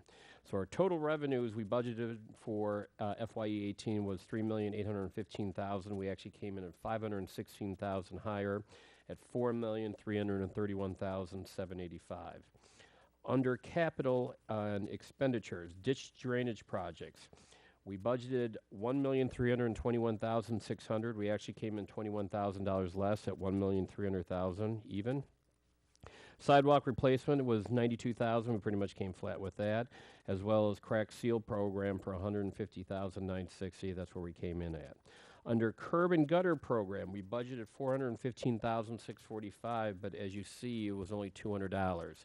That's a decrease of $415,000. The reason is we ended up paying that under FYE 17. Okay, that's why if you take a look at that number 588, that probably includes that 415. Under equipment, other projects, 698,700, we actually came in 63,000 less at 635.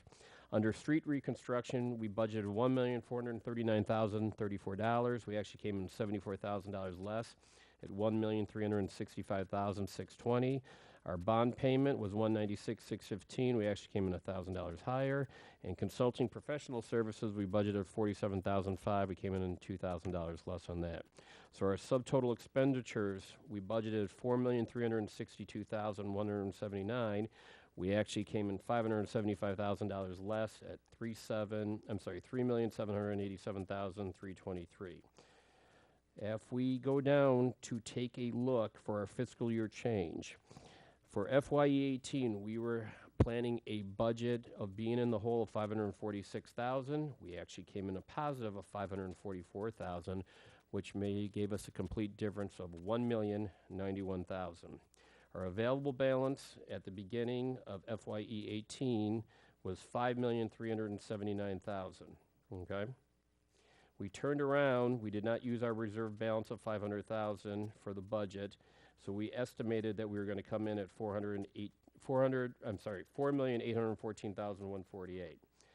At $5,379,917, our net fiscal year change of $544,456 came in with an ending fund balance of FYE18 of $5,924,373. And again, between that and the budget of $4,814,000 is an increase of $1,110,000. As we go out to FYE19, we're only looking to transfer from the general fund $2,350,000. Our total revenues for that section will be $2,568,427. If you take a look under capital, we're looking to expenditures of $3,658,768. However, that number is going to hopefully be increased by $773,000 because we'd like to put Clarendon Hills Road in that. In the end, as I get down to FYE21 in a little bit, the number will actually be the same. So as we go down and we base that information of even increasing it, right now, without that increase, we're looking at available balance at the end of next year at $4,334,032. It'll actually be $776 less. However, as we go out to FYE20, if you take a look under the transfer from the general fund, it'll still be $2,500,000. How under ditch drainage projects will be reduced from $1,287,000 to the $514,000. Okay. The key, as we go back to FYE19, $500,000 reserve fund, we have not used that. So with that number, as we go out, if we take a look at FYE20, it shows available balance of $3,338,899. It's actually $500,000 higher if we don't use our reserve balance of $3,838,899. And as we go out to FYE21, we'll transfer from the general fund $2 million. We're going to be looking at expenditures of $3,921,781. Shows available balance of $1,630,558, when it'll actually be $2,130,558. Tag, quick question. Yes. Fiscal year forecast, you read $3,338,899. It's actually $3,538,000. Is that error on me or error on you? Probably error on me. Okay, thank you. Yeah, it seems like it's $200,000 off on a number of. Yeah, across the board. From what's in our. From what's Okay, what we're looking form We do all you have guys? the same date of 2/8? I got mine from 2/9. Okay, so Mine's we have 2/8. 2/8. Ah, okay. I got the latest one, basically. Yeah, All I the mean, figures you were reading are again, different there's, than what we as we're going through, there's some minor adjustments in these, but, you know, I would continue with the 2/8 numbers, and then I'll make the adjustments after the council has made all the changes. So at the 2/8 numbers, if we're looking at Joe's, we're actually $1,830,000. So we're actually going to have $500,000. So it'll be $2,330,000 versus my $2,130,000. So yes, I do like those numbers better, even though I got the more updated one. All right, let's go to the next page, okay? And I'm going to read all of the items under 25-354376, okay? We're looking for discretionary expenditures of $1,204,700 for ditch projects. Devonshire construction would be $460,000.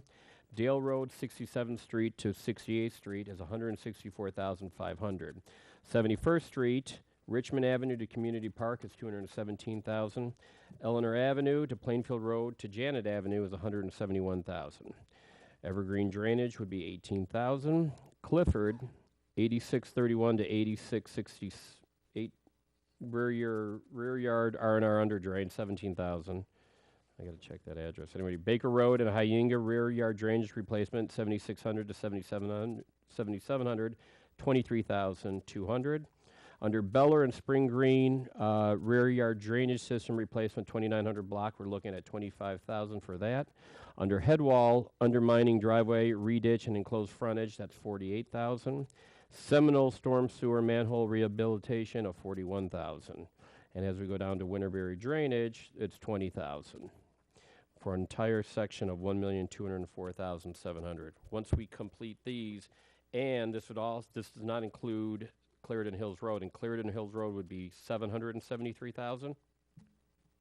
Well, in the Yes. 3-year budget, it's at $755,000. $755,000, okay. And that was prior to the bid, Dan, so I think 754, 845, so correct. 755 is a good number. Okay. So if we approve these drainage projects with Clarendon Hills Road, we're probably almost past 90%, I'm assuming, correct? Well, 87 will be at 87.5% approximately, yes. Ignoring that, we have that creek situation still hanging out there, don't we? Yeah, that's not included. The Sawmill Oh, Creek? I'm sorry, right. is Right. not included in that. In those Percentage or those projections or those numbers, correct. percentages, and that was about $4 million. Right, and just to reiterate on Sawmill Creek real quick, Sawmill Creek, again, the benefits, you know, I wouldn't mind, if city council is gonna look at that one, do it over a 10-year period. We're currently working with plans. We're having one of our staff members dissect sections of it, possibly going to 8 to 10 years out on that. Minimal impact, number one.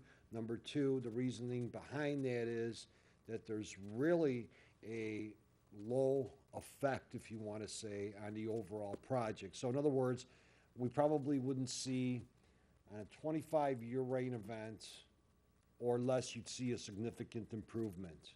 Anything above 25 to 35-year rain event, you're going to see conditions as you see today. So when you see people's rear yards flooding within the floodway floodplain there, that will remain. Anything under, you know, so the significance of spending those dollars for the benefit is really minimal in the grand scheme of things. That's why we would look at it. We're pursuing it from a different perspective of 8 to 10 years, let's say, and I don't have all that planned out yet, but that's something in the works. Does anybody have an issue with doing this and going all in with Clarendon Hills Road as well? Since we're all within the 3-year budget. Well, Clarendon Hills, we've got that scheduled for street repair for next year. If we don't do the ditches this year, we have to put it back another year. Correct. What I don't want to do is, I don't want to pave a road without not doing the ditch. If you've driven Clarendon Hills Road, to put it out for 2 more years, we're going to see significant, more significant damage, if you want to say. You know, right now, the road, if you look at the parts of the road, the crown is basically gone. The crown is from the center of the road where water sheet flows off the road. You're starting to see wheel wells in the center lanes, if you want to say, where water is going to start to get trapped in there. Once water starts getting trapped in there, not only do we have hydroplaning, but winter conditions themselves also present a problem for plowing. And the base, Dan, obviously that'd be The worse. base, right, that's, would again, be without, worse. yeah. I mean, if you had that exposure over 2 years, you know, that might increase the cost if you have additional base repair needed. So See- when Dan presented these, I did it more to spread out the numbers in the ditches, but there certainly is a rationale, a good rationale to move that 755 into the fiscal year ending 19. Guys, we had an extra 1.1 technically, you know, versus last year. Obviously, the numbers we paid in 17, obviously we had a little bit extra for the transfer. I think it's a good thing that we do this and do this now. It's not increasing over that three-year Exactly. window, it's just not changing reallocating. the bottom line 3 years out. What's everybody's thoughts on it? What does our treasurer think? Well, I mean, my only hesitation, I agree with everything in terms of common sense and everything, but on the other hand, we've been on a ditch budget, again, trying to keep a consistent budget. Now, if it's an emergency and it's gonna cost us an extra $200,000 to do, obviously, maybe it makes sense to move up. But otherwise, you don't know everything. I mean, we don't know everything. Last week, a few of you were missing. And based on what Rauner is proposing in the state budget, we could be a couple $100,000 short on state income tax. I don't know. I can't project all the unknowns out there. All I know is historically, we've gone with about a $1.1, $1.2, $1.3 million budget on the ditches. Now, this year, you throw that in there, and now we're going to be over a couple $1 million. Are we going to remember that next year? You know, next year, yeah, we promise we're only going to be 400,000, or are we going to be in the same situation? Yeah, it's always better to move it up. Yeah, theoretically, better we have money, let's do them all this year. So I don't know, it's sort of where the council feels they need to go with this. Again, if it's something that's an emergency, should be done. I don't know those answers. But on the other hand, I hate spending all our reserves this year, and if you have an economic downturn, again, I'm not projecting anything. I hate to always be a doom and gloom type of guy. But again, we've been on this schedule of so much per year because you don't know what's going to come up this year. We had the situation for the water main situation by McDonald's. But again, the money's obviously there. So if the council feels it's appropriate, I just hate to get out of this consistency unless there's a good reason for doing it. But we know that the cost will go up as it wears out more. Well, cost for everything goes up. Right, from, you know, how much, right. Yeah, but if you do it a year sooner, then you're going to have to do it a year sooner on the other end, and costs are going to be up higher at that side. Well, if there's not more damage to the base, the costs are relatively the same. I think, at least, Dan, I think more of the concern for the price going up is if we have to do more base repair, then that becomes much more expensive job, so. Well, that's correct. And the cost of doing business next year, you know, will it be relatively flat? Will there be price increases on pipe material, for example? Again, I don't know. Because if the surface is a little worse, it doesn't matter, because you can take all that off anyway. It's the base we're always concerned about and what makes us want to stay on a good cycle. Right, and again, you know, while we had all this scheduled, you know, through the ditch maintenance catalog and the road maintenance catalog, it's not that we just came up with this idea yesterday. So there is a schedule that we've been trying to follow. Yes, I understand the cost implications as well. If it was a stretch to do it, I'd say no, but it's not a stretch to do it. The money is there to do it. I don't think it, I don't think it's a There's a lot of stretch. common sense behind doing it this year. You I know, feel that we had some good pricing from the competitive bids that we got. And again, this was covered in the agenda, in the city council agenda, pending budget considerations as well. Thoughts? Poll? Bad with it. Agree. Joe? Yeah. Sylvia, what do you think? I'm on the fence. I'm always kind of a little bit more on the conservative side, kind of staying along the lines of the concern with, you know, the rear yard drainage. You know, we have kind of our 3-year plan has had this kind of set budget number, but I have to trust, you know, our municipal services director that say that it's, you know. Well, we're still in a 3-year plan. We're just, and again, I understand what Mike's saying. We're still within the 3-year plan. Yeah, I know. It's just that we're putting it out there now and not doing it next year. So as of right now, is it 5? So what's the total then for this year? And then what is our plan for next year? The total would be $1,959,700 if we move that over, and that would reduce next year to $532,000. Is everyone going to remember next year that we're down to 532? Well, as far as I'm concerned, the answer, Mike, my answer is yes, because we have the ditch maintenance catalog in place. So, you know, all Yeah, I the mean- history is there. yeah, I mean, It's So a we're major road. raising Yeah, I think this that year, if you the- know the- that you have an issue, and we look at back in 59. history when we had 1,204? Walnut, and now we have this, Up you to know, what, this sewer 119? problem over near McDonald's. If you know about a problem, I think you need to fix it, so you don't get into a bigger problems down the road. But pray nothing else breaks. I mean, I guess I support, it's a major road as well. That's That's- the primary factor, otherwise, it again, was I some wouldn't other even be road. bringing it up. But I want to go on record for next year that we're, you know. Again, it's gonna be, limiting yeah, to it's half gonna mile. be in there, it's gonna be noted, the history is gonna be self-explanatory, really. Could it make sense? Are there any of those 4 that we have scheduled that you could flip one of those for Clarendon Hills? Have I got a deal for you? Dollars, number one is, Based on the roads, Dan, it's the same concept. yeah, so- the concept is the same, and again, it would just, throw some havoc into the, contract itself, because there was base bids in the contract. All right, so last poll, who's all in favor? Reluctantly. All right, so we're adding it in. Let's go down to 2535-4382, crack seal program, Hold on, 150. quick question, I'm sorry. You've got these rear yard drainage, are those gonna be adjusted based on our Nope. change? No, these are all These are existing, covered with your 70, with our budget? yes. Okay. Just wanna make These sure. are all our, yeah, one of them, Dan, it says rear yard drainage replacement, but that's actually our system. Okay. This- All of these Correct. things These are are all our ours. systems, Okay, gotcha. yes. Never There's a storm sewer system and an under drain system, and these are under drain systems. Is Thank that, you. yeah, like Hyinga Road, that's the one that's in that common area where it goes into the whole thing? Yes. Yeah, I know that. Okay, gotcha. Okay. All right. 154-181 for the crack seal program, chasing good money after good. If we can just back up, just out of curiosity, sidewalk replacement last year was 92,125, this year 161,000. Part of it is the ADA requirement, the ADA corners. We need to reduce some of the ADA corners, so that's a major increase in there as well. I can, Because I know we were getting caught up on the sidewalk, so I know it's been coming down and. well, we're getting caught up. What the problem is our trees, okay? In a negative sense, the trees are lifting up a lot of these sidewalks.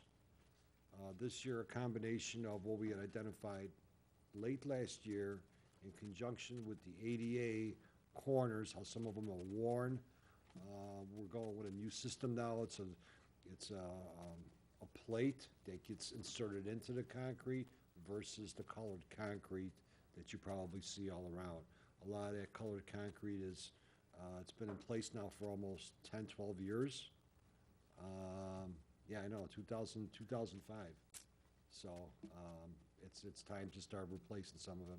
Dan, you have a, on the rate normal, what I'll call normal sidewalk removals, 107,000, and what you're talking about, this ADA sidewalk removal replacement, you have at 54, so that is a larger chunk. Yes. And going out in the, the next couple of years, it looks like we've caught up on the ADA replacements, because we're back to the, more of the typical 75,000 number there. Correct. The drive of that was to be able to have volume for the vendor to make it more attractive or bid attractive, if you want to say. So we're comfortable with the 161, correct? Yes. Okay. Crack seal program, 154-181. Pretty standard. Curb and gutter program, 433,335.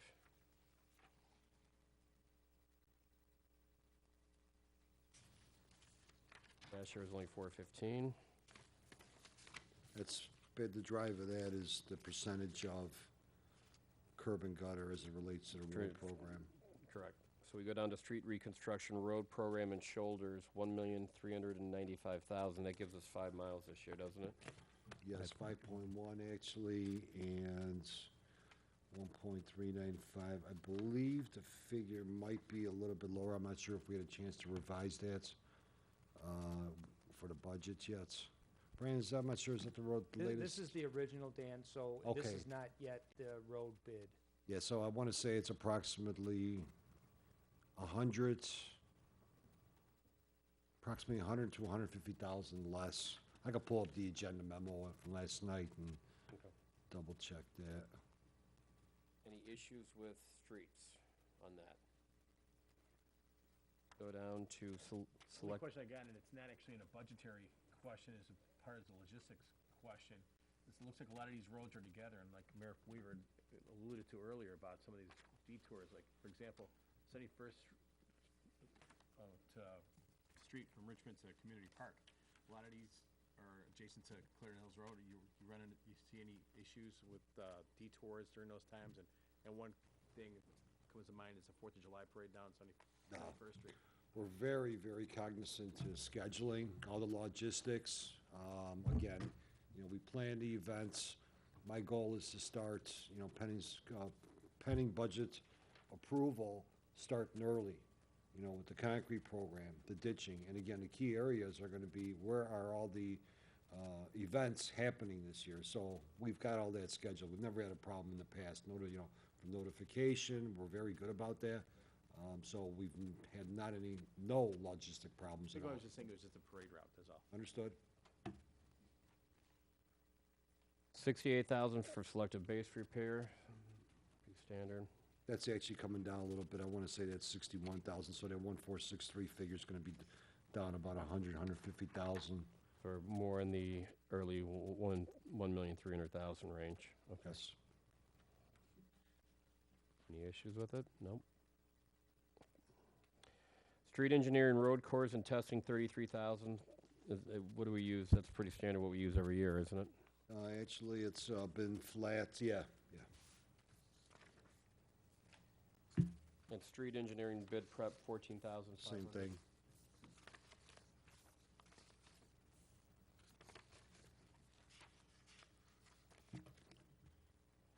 Anybody have any issues with capital projects and how we're approaching this?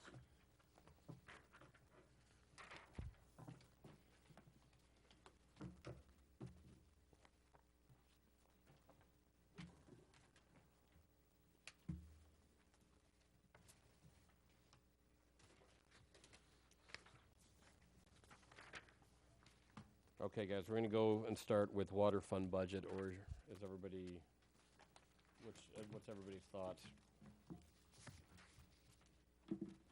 Save it Well, for another day? Yeah, the only thing I would suggest is, we had a large water main project that was, the engineering was included in this year's budget. Dan has bids, and actually, we were bringing that forward to the next city council meeting on March 5th, which would be part of next year's budget.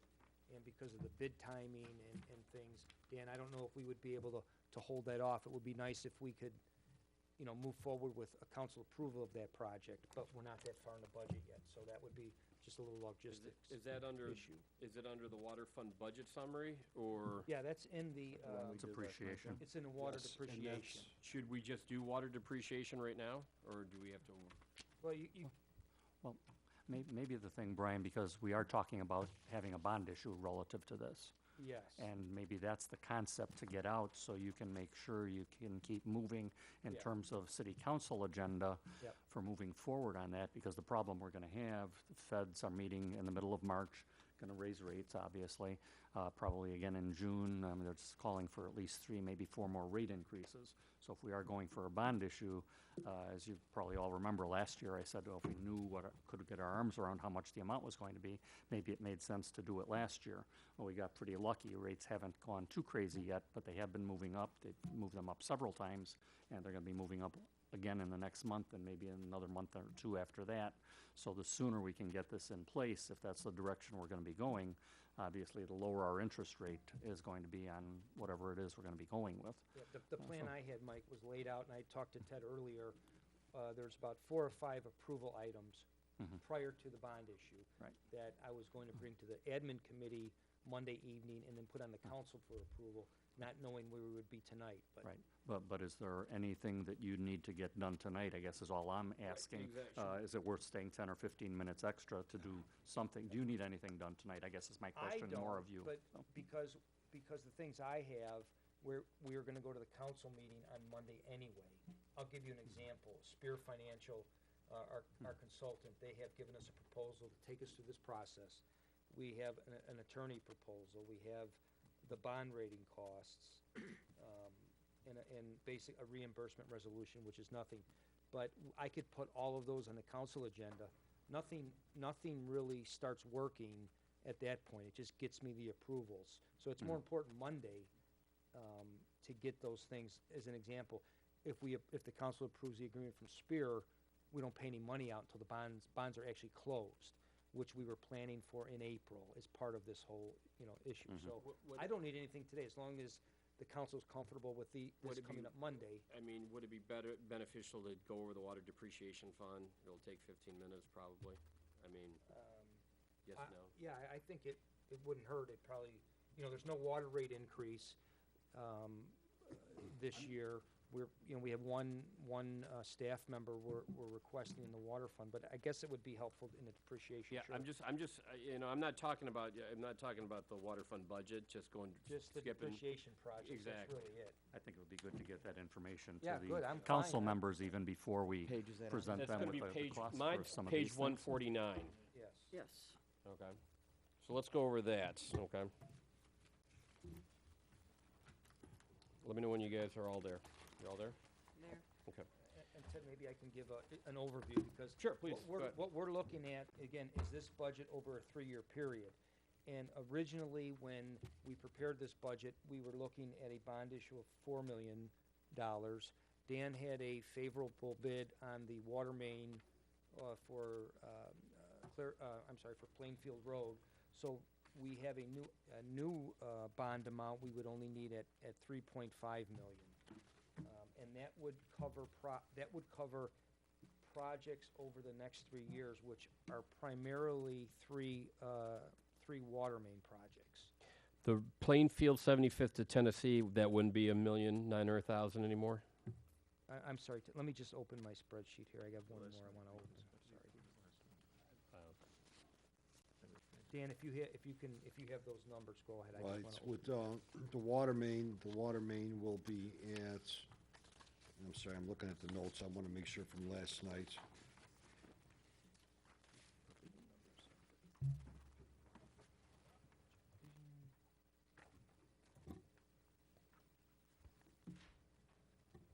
But it was like 1.2 million now. Am I wrong? It's 1.2 million for the water main, 150,000 in contingency, and 121,330 for construction observation engineering. 0.5. So it's not 1.9, it's 1.5? Correct. This is from 75th in Plainfield to Almost Tennessee. Sportsplex, yeah. It's actually 1.4, almost 1 point. yeah, just close. About basic 400,000 savings. Okay, all right. So if we start with revenue under transfer from the water fund, we budgeted 630,000. That's exactly what we did. Okay. Under expenditures, we spent 79,000. That's what we came in at. Our capital outlay was 325,000. That's where we came in at. Our total expenditures was 404,000. Exactly where we were budgeted at. Our ending fund balance, okay, we budgeted, it was going to be at 515. I'm sorry, 515,000 in the hole. Our ending fund balance was actually in the hole a little bit less of $446,850. Revenues, again, for FYE 18 was 630. Expenditures, it was 404. Left us a fiscal year balance of 226,000. When you back out the negative 446,000, we're still in the hole of 220,850 for this year that we're ending. As we move on over, what we're requesting is transfer from the water fund is 430,000. We're now looking to do a bond for 3,500,000 versus the 4 million. I'm not going to be able to put all these numbers together that fast, but our capital outlay will be no longer 2,036,000. We're going to be looking at about 1,600,000, if my math is somewhere correct. 1,608,000. Okay. The key on this whole thing, and again, I didn't have a chance to run the numbers all the way out, but as we go all the way on out to fiscal year ending 21 forecast, we're going to be looking at 1,262,550, but I'm assuming that number is going to change. Well, there's, basically this year, we have the construction of the larger water main project, And there's two other water main projects that this year will be looking to do the engineering study and actually completing those projects in fiscal year ending '20. So the bond issue of 3.5 is based on an estimate of the 1608 and the 1573 into next year, and gives us a little bit over that amount in case the bids are higher. So that's how we came up with that 3.5. Okay. Are there other mains out there that I would imagine everything you're hearing all over, whether Chicago or anywhere, is that mains are old and are going to be in need of continual replacement? Does this get us pretty much where we want to be, or do you have any kind of feel for that going forward? Because there's a little bit of cushion in this, obviously. Or the year after, are we going to be looking at another $1 or $2 million? And that's always a difficult question. While I feel our water system is in good shape, it's always the DuPage, what was taken over under DuPage County that seems to be giving us some of the problems. Now, Carriage Greensburg, obviously we've identified on page 150 the most critical. And when I say the most critical, it has to do with service, reliability. In conjunction with your question, could there be pockets of water main, whether it's 500 feet or a block long? It's unknown. What we're doing is we track all our water main breaks. I've always had a rule of thumb: if we have more than 5 water main breaks within a block, that we should consider doing some type of water main rehabilitation, because mains shouldn't crack that many times within a block. So there's a new methodology out there now. It's basically what they refer to as lining a water main. It's economical. It's been proven, but now for probably, they do it with sanitary mains all the time. With water main, it's obviously potable. You're introducing something in here. It's proven. It's accepted by the EPA. So to answer your question, I don't have anything more specific. Could something come along that may be 150 to 500,000? Yes. We have not identified anything yet, though. But I The guess one thing, Mike, though, in terms of projects, we have identified and we pushed off as an expensive project, it's the radio reads. That's about $1.5 million project that, we've been tinkering with and talking to other communities, because we have our meters read jointly, and there's some cooperative efforts we might have, but we don't see that over the next 3 years. But if that were for some reason to be introduced into fiscal year '21, we have in the depreciation a third-year balance to incorporate about 2/3 of that project. And I didn't want to do a higher water a bond, because that is, although someday it's going to be here. I don't know if it's going to be in 3 years or 6 years, right, Dan? I mean, Right. Well, that gives me some comfort, though. I'm just trying to get my arms around if we know we're going to, or the odds are we're going to need another $2 million in year 3. Again, with interest rates going the way they seem to be going, would it make sense to do it now? And I just want to get comfortable that it doesn't sound like that's going to be the case. No. Yeah, you're always going to have 100,000, 200,000, whether it's 500,000, we can handle something like that. But if it's 2 million or 3 million, and our rates are 5 or 6 or 7%, I'm just... Yeah, these are the again, known just, projects that we're comfortable with the exception of this radio read system that we're still trying to figure out exactly the best way to do that. For FYE '20, the capital outlay of $1,573,000, that includes the McDonald's lining, is that correct? No, that's That's separate. separate. That's, Totally separate. that's in the actual general fund capital projects, because Okay. it's not a drinking water issue. Okay. This just wanna make sure. actually is the other 3 projects that we're looking at engineering this year. So Okay. if you look at those 3, the water main loop, and then Carriage, the third one for the 70,000, which is the water main loop at Carlisle, those 3 projects are carried into fiscal year '20. And that's the other thing that Dan's, we're talking about. If you don't have, if you're not fixing broken water mains, the other important part is to finish the loops of these mains, Dan, which are, Correct. these are primarily to finish important loops, so the system runs. Efficiently, period. efficiently. The other ones are not necessarily because you've had a broken main. So the water main loop, Evergreen Drive North, Frontage Road, Carriage Greens, that's a loop. Right.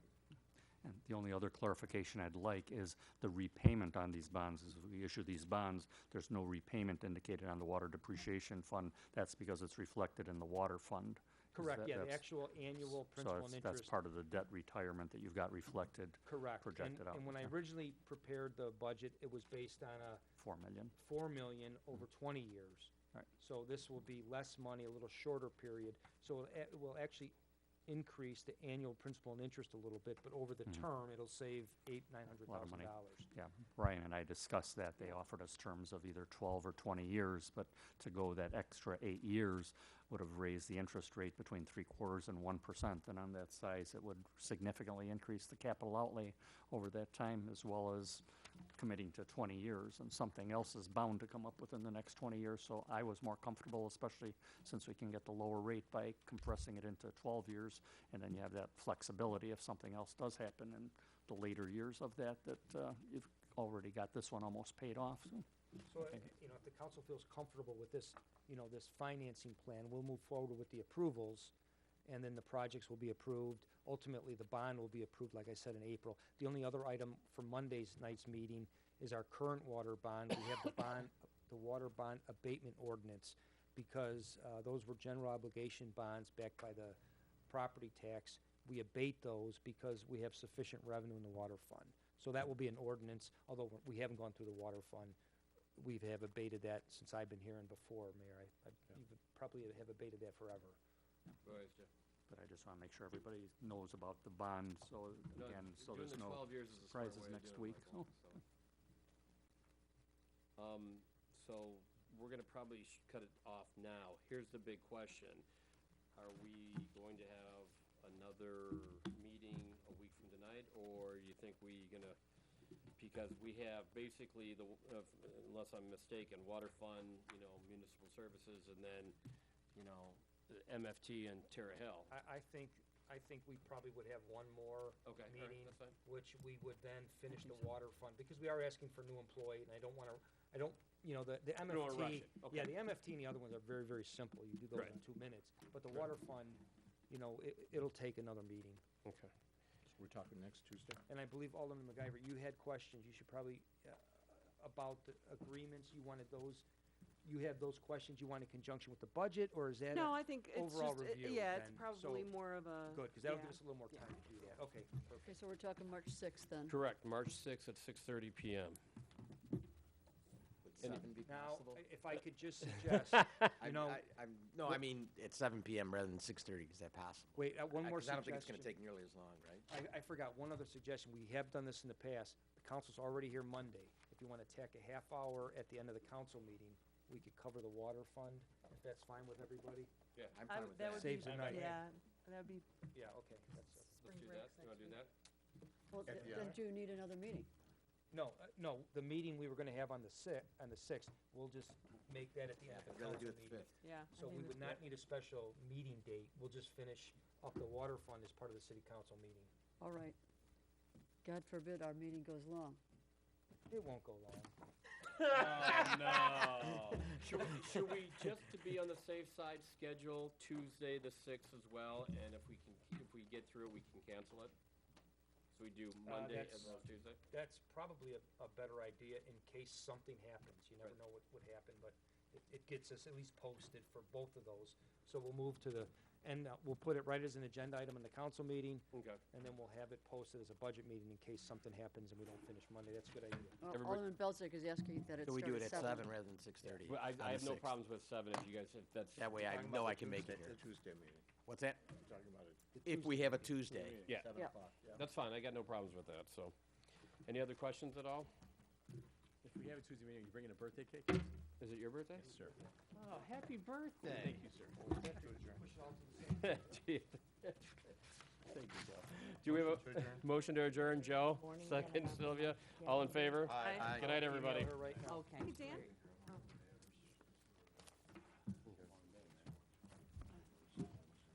Joe, when we do that Plainfield Road from 75th to Tennessee,